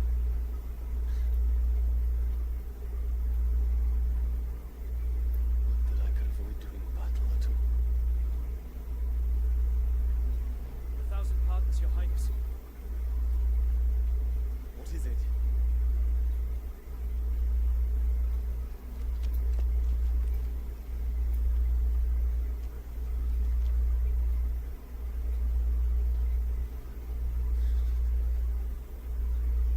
Olivier has been made emperor. What? What is the meaning of this? This is ridiculous. Father's orders. So his step brother has already been made an emperor because that Annabelle slept with his father, the king. And now his step brother is the emperor, while his own son, Dion, it's not. So you see how they're manipulating these kings while they're sitting at a throne, and Annabelle, it's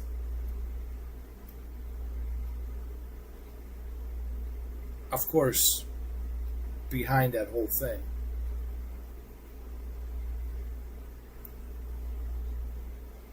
It's really like Game of Thrones, man. This is like a Game of Thrones on steroids. You know.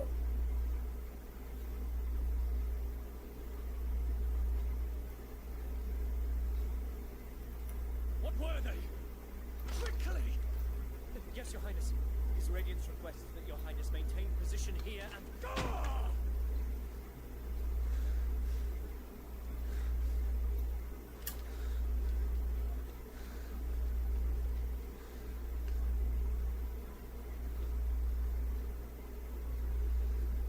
Can't even trust his own father. Yes, my prince. I must go to the palace. Already of steed. So now he's pissed off.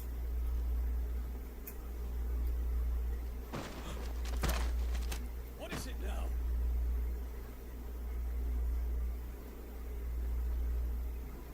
Oh, Joshua. Forgive You uploading a 1-minute video to see if you get it? Cool, I'll check it out.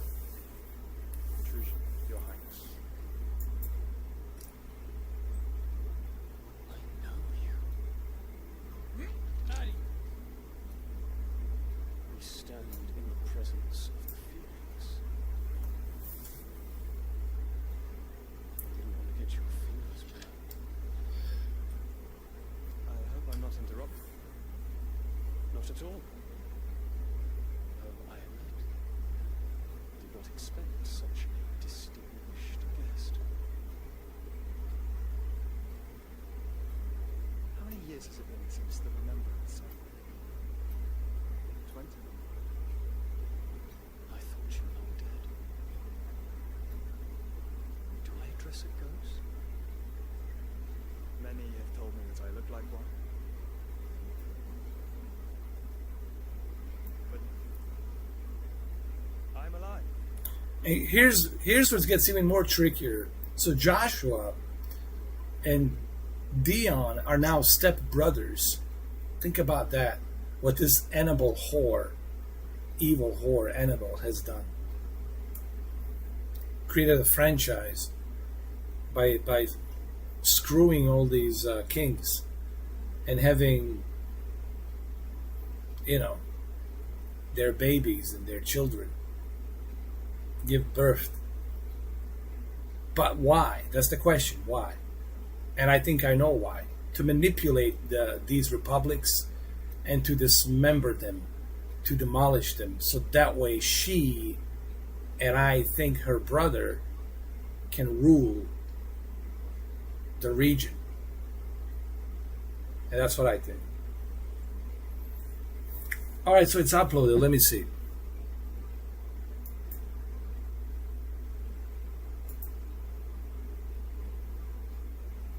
I'm clicking on notification. Let me see.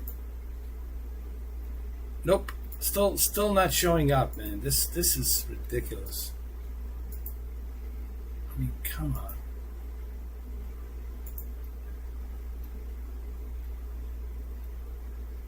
And I clearly hit the notification bell to be notified. But let me go to your channel. Now, when I go to your channel, I see it. I see 737 into Keflavik. Oh, this is some good quality here, man. Oh my God, the detail on the 737. Holy mother of God. The detail on the 737 is mind-blowing.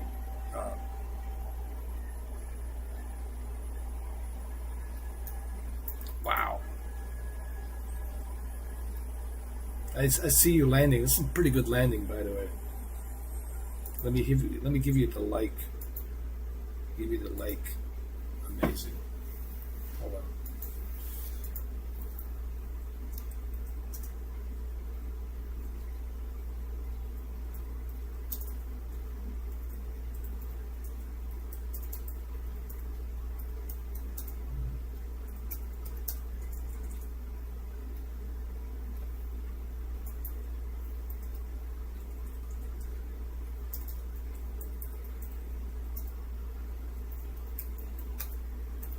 Yeah, I left you a comment. Great PMDG detail on cockpit and excellent landing.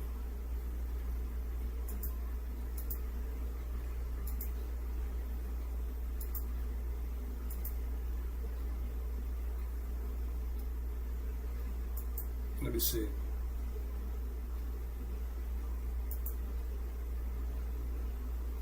That's crazy, dude. And I even click all of them.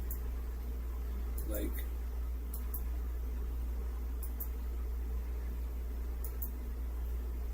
come on.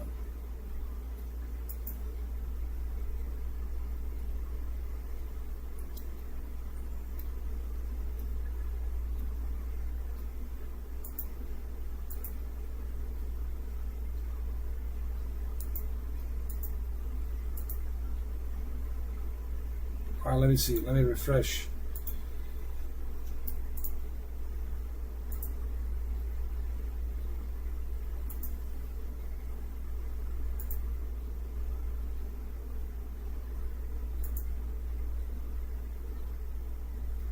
What the hell?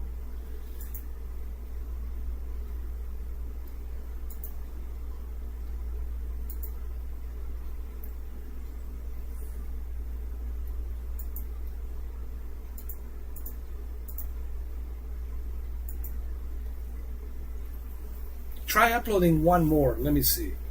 I have refreshed it. Like maybe 737 around the cockpit or something. Like a short 1 minute.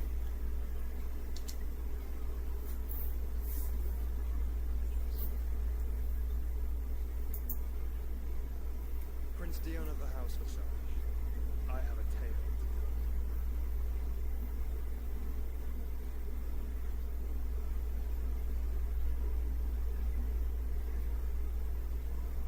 And he's probably going to tell him about the mother, Annabelle.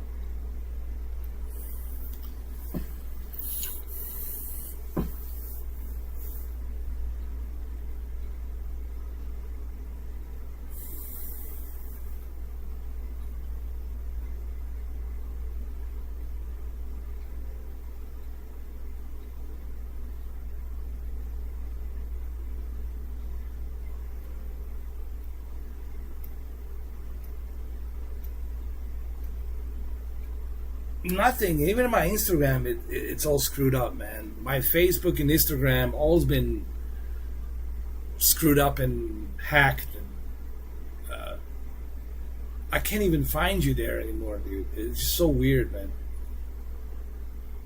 I mean, I was able to save certain things on my Facebook and Instagram, but I had to like recreate. I had to go through a bunch of hoops, man, with Facebook. It's just, man. I hope you never have to retrieve like your stuff from like Facebook and the IG. The stuff you have to go through, man. All the security, protocols and whatnot.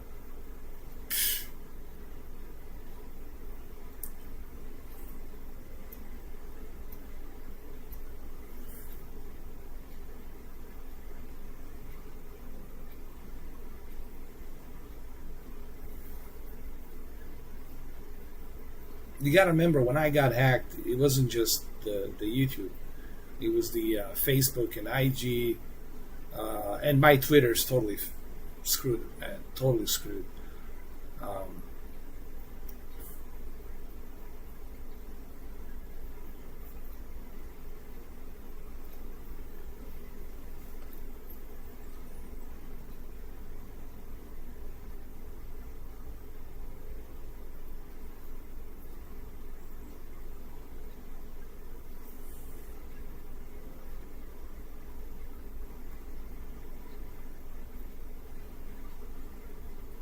That's what I'm saying.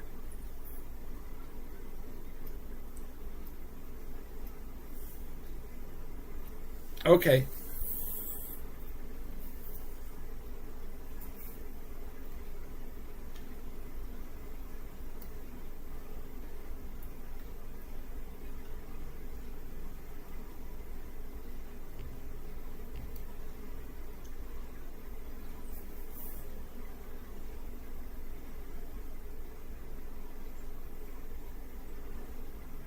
mean, the whole thing, it's a mess, dude.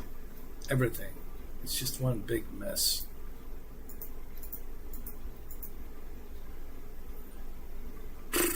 Discord. I mean, I haven't been on Discord for like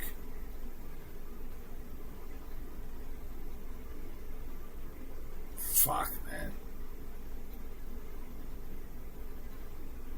6 months, give or take, 7 months. I don't even know what my username is on Discord, dude.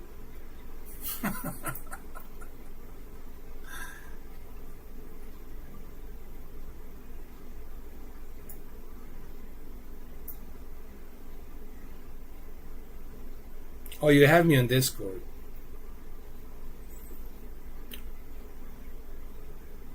I'll have to request to create a new password or something, because I can't remember my Discord password. And I'll definitely check it there on the Discord. But I have to, reestablish a new password and got to go through all that jazz. Because I can't remember my password on the Discord.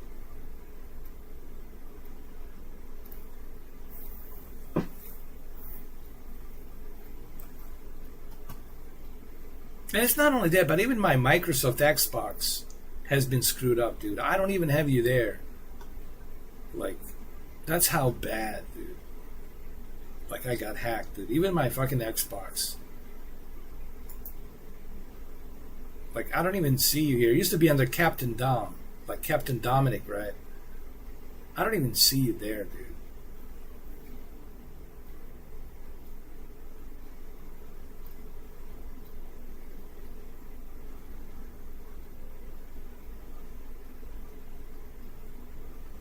I mean, I see Phil Spencer. Yeah, try another one. Let me see. Try another one. Upload another video. See if it works. I mean, I clicked everything. All the bells for everything on your Toronto plane spotter. So when you upload it, it should show up. Hopefully. I mean, I selected everything on that bell. All of it.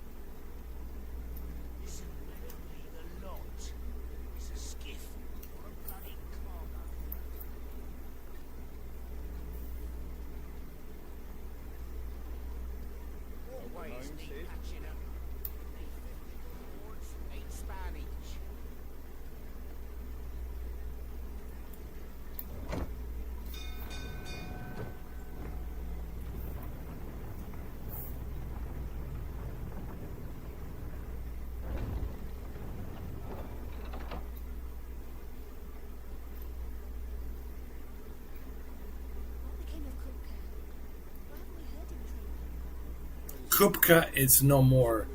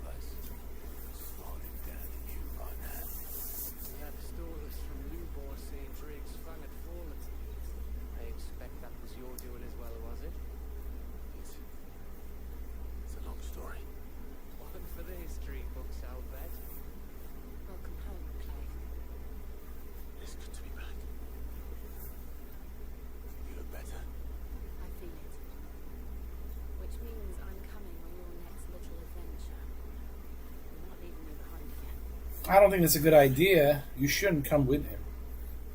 I'll tell him. Any word on the royalist movement since I've been away? Shouldn't you be putting your feet up? If you really want to know, go and have a word with Vivian. Thank you. I will. Wow.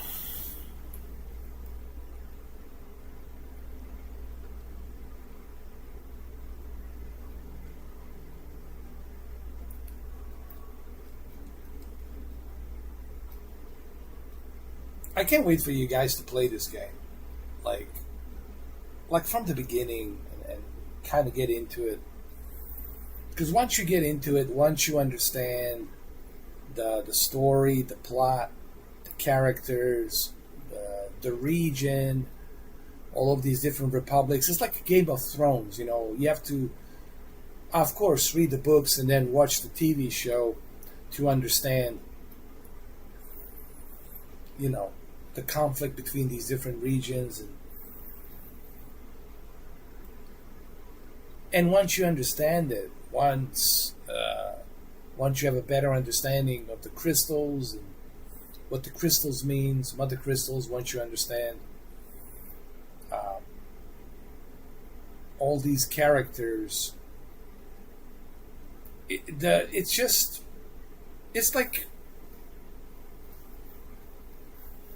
like painting a picture, and you can't see the bigger picture because it's being painted, and little by little you see bits and pieces of it, and then finally, when it's finished in a couple of hours, you see the full picture and you're like, wow. And that's the kind of feeling you get when you play Final Fantasy 16. It's really rewarding and rich story. It's probably one of the best stories and characters in a long time. It puts Final Fantasy 14 to shame. It puts Final Fantasy 15 to shame. Final Fantasy 10 was alright. It was cute. It was nice. Final Fantasy 7 and 8, of course, they're classic. But this one is just everything. It's more adult oriented. Everything is more mature. It's like a big opera. It's just huge. Oh, the video is up. Let me see. Yes, I got it. Toronto Plane Spotter uploaded a test. I got it. It's working. I got it.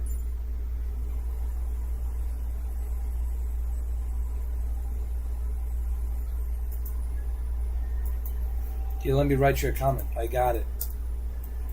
It worked. I'm so happy, dude, that it works now. Yes.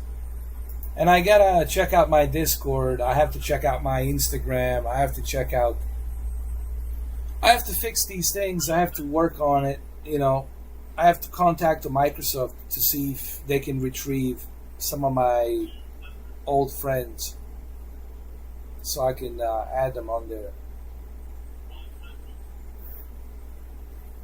It's just gonna take a while for me to do that. You know how slow the process is and retrieving that.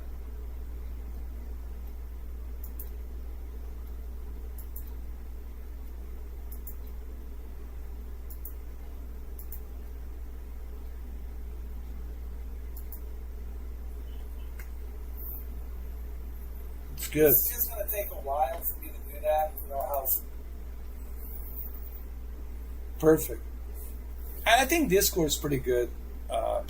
For the meantime, I'm gonna get a new password for the Discord, and it's just gonna be me and you privately there. No one else. So I can do that. I can just keep the Discord just for you and me. Privately, but I need to first retrieve my password or I need to create a new password because I can't remember what my password is for the life of me.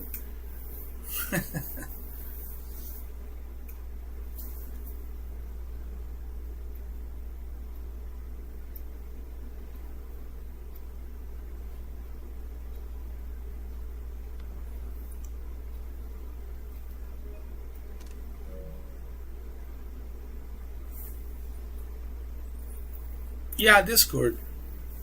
It's pretty good. Plus, we can talk on Discord. We can have a conversation, private conversation. Create a private room, just me and you. That's it. You know, nobody else. No other spies. No other higgamy jiggies. I'm gonna get my password tomorrow. I'm gonna try to retract probably a new password. They're gonna ask me for a new password because I can't remember my old one. It's been 7 months, so most likely I'll have to create a new one. Thank you, Dominic, man. I really appreciate it. So yeah, don't worry. I'll have my Discord ready probably by tomorrow. I just gotta retrieve my new password, create a new password. Once I create a new password, it's still gonna be the same account, just gonna be a new password. So I'll contact you tomorrow through Discord. And I really appreciate you, man. Thank you for being here. Thank you for watching this and participating. So everybody else, guys, this is how you are genuine. This is how you become genuine. This is how you support the channel, by being here, by being genuine. And I appreciate Dominic for doing that. Like, he watched my entire 12 hours yesterday, dude. I'm just blown away. I'm honored, man. Really, it means so much to me that you watched the whole thing, because it just shows me your appreciation, and I appreciate you doing that, man. That really means a lot, man. It really means a lot to me. It really does. But it is what it is, man. Maybe it's a good thing that this hack happened. Maybe it's a good thing that it kind of ended up the way it ended up. It makes it easier for me to sort out backstabbers and people with malicious intent. You know what I mean? It just makes it easier for me to sort out the garbage with truly genuine supporters. And a lot of people ask me, well, why is a member chat? Look, guys, and I know Dominic knows this. It's not that I want to be on a member chat. I want to be on a public chat. But the problem is, when I'm on a public chat, that's opening a Pandora box for all these Looney Tunes, all these crazies, to come in and disrupt everything, and I don't want to give those clowns that pleasure, and Dominic knows that. I'm not going to give them that satisfaction. It's not going to happen, ever. But it sucks. But remember, I try to remind people, I didn't do this. They did this. They fucked with me for whatever reason. They created this mess, and they know who they are. I just mind my own business, man. I just try to do this channel. I try to, share my products that I have with you guys, share my opinions. But unfortunately, there's some sick, twisted people out there, psychopaths, for whatever reason. I'm attracted to them like a fucking fly on a shit for some whatever weird ass reason. And for the life of me, I don't know. People ask me why you have so many negative people with negative vibes on your channel, and I'm like, I don't fucking know. I don't know, dude. I try to tell people, I wish for the life of me I fucking knew, but I don't. It's a big mystery.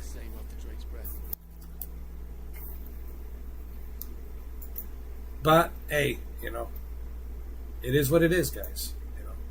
I didn't create this world. I just happen to live in it. Me and Dominic didn't create this world. We just happen to live in it. this Clive Rossfield in Final Fantasy, didn't create this world of crystals and all this craziness, but he happens to be born into it, and it is what it is. But anyway, I want to thank you, Dominic. I really appreciate you because you are genuine, and I appreciate that. I'm all about being genuine. It's not about the money. As you know, I don't do it. I make nothing on this YouTube channel. I make piss and vinegar nothing on this channel. It's just so people understand. I'm not super rich.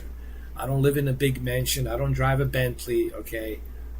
I do work hard, and I save money, and I buy things when I have money, okay? But there's a lot of bullshit people talk about me out there, which is ridiculous. All this crap that people talk about me as if they know me, and they don't. But of course, that's what people do. They talk shit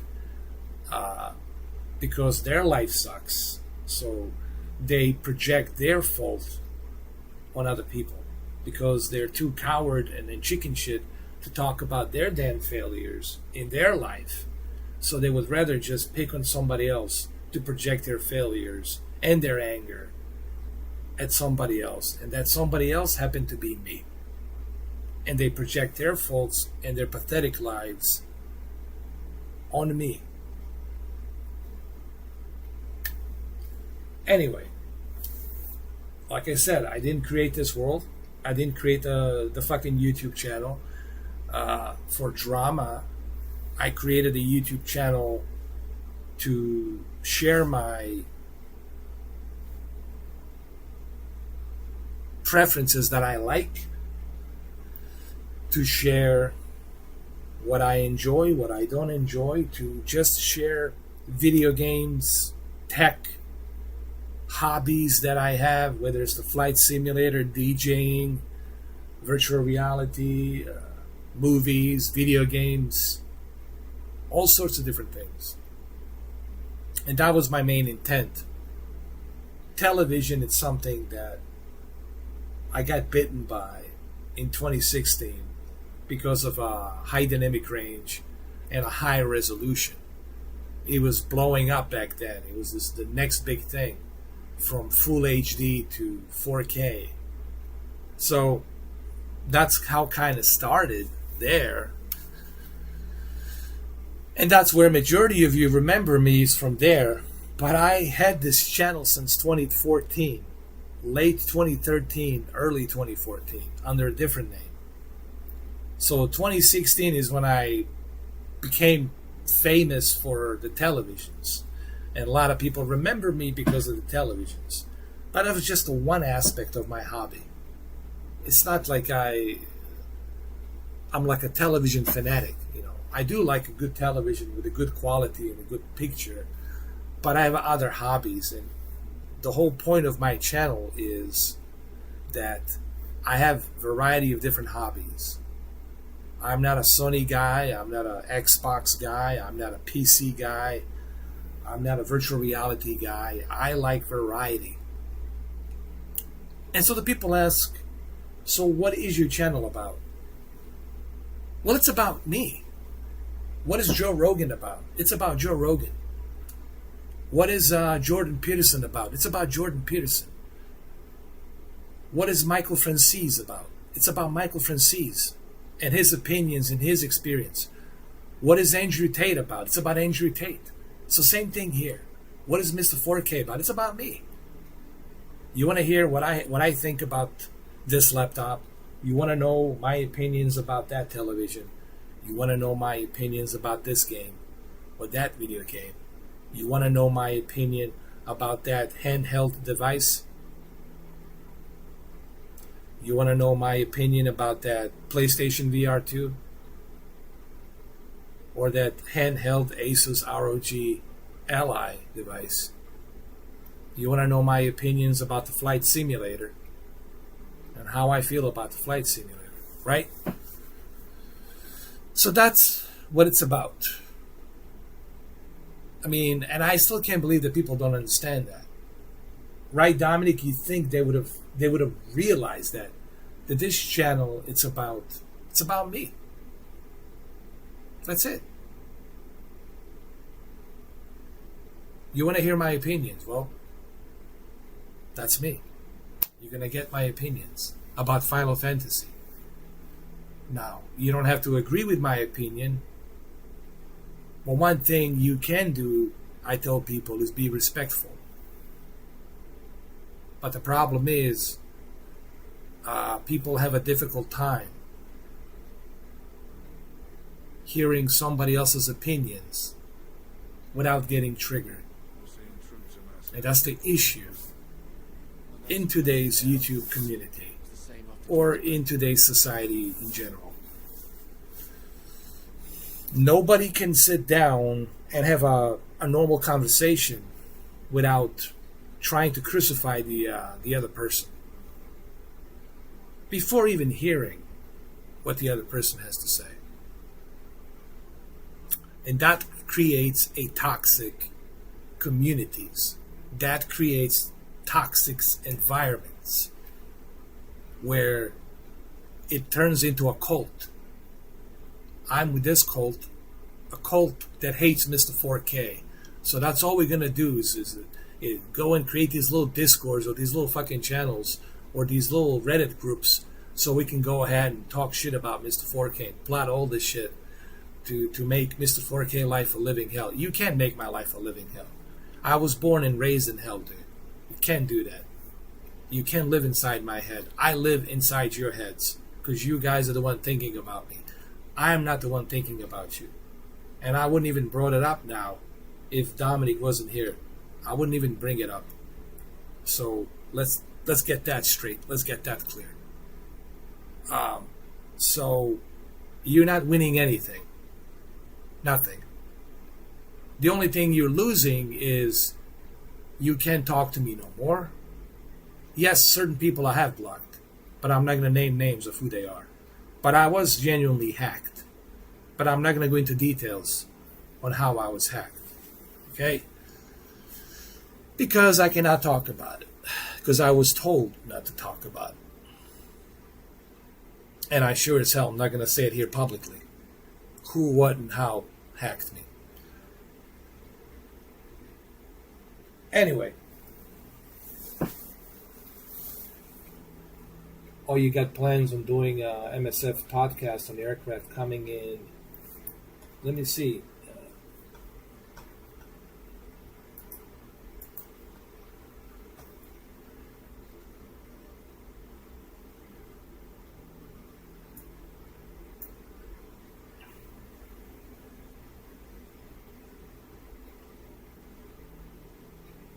A podcast? Wait a minute. Oh, on your channel? Cool. Dude, I'll join your podcast. No problem, dude. Just let me know when. Just let me know when, and I'm going to join your podcast, Dominic. You can let me know on your Discord. You can hit me up, all that stuff and info on the Discord. Because I don't want the people here on the public chat, because these people they're watching and listening everything, dude. Like a bunch of freaking hawks and spies. Every fucking word I say or the stuff you type, they take notes, man. These lowlifes, they take fucking notes, believe it or not. So, yeah, you can tell me that privately, because I don't want them to know where the podcast's going to be and all that stuff. Fuck them. Let them think. Let them guess. Anyway, listen, Dominic, I really appreciate you stopping by. Thanks, man. And I appreciate your membership, the member chat. And remember, it's really not about money, dude. It's not about that. But you know the reason why I have to do this. Oh, perfect.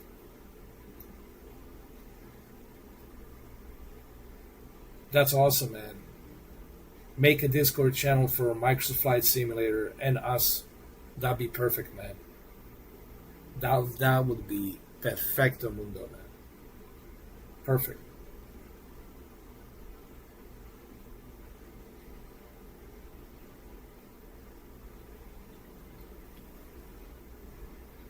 Yeah, I'm gonna contact you tomorrow on the Discord, Dominic. We'll talk more about that privately. I know you got to go to work, and I definitely need to end this live stream. But I'm so happy that you swing by, that you stop by, and like I said, I really appreciate you, man. I really do. Uh, don't worry, we're gonna sort out all of this stuff, on the Discord, and I'll try to get my IG back on. It's like I said, it takes a long time with Facebook. Facebook is just a long process, man. But don't worry. We'll talk about this on Discord. We'll get stuff working on the Discord much better, I think. Awesome. All right, Dominic, I'll see you tomorrow on Discord. Cheers, man. I really appreciate it. Sometime in the afternoon, because I know you got to work. You got to get some sleep, I'm going to let you sleep, you know what I mean? And I'm going to see you tomorrow in the afternoon. Oh, yeah, and happy 4th of July. I almost forgot, man. Happy Independence Day for all of you Americanos living in a red, white, and blue America, boy. Happy 4th of July. Be careful out there. Don't drink and drive. Watch out for them fireworks. And party responsibly. Same after Drake's breath. That goes without saying. All right, brother. See you tomorrow. I'll get in touch with you tomorrow on Discord. Cheers. And everybody else who was here watching this, I appreciate you as well. Thank you. If you're somebody new, well, just please try to understand that under the circumstances that my YouTube channel is, I have to do it like this for a while. It doesn't mean it's going to be like this forever, but under the circumstances that my channel is in right now, I have to do it like this for a while. Cheers. Thank you, guys.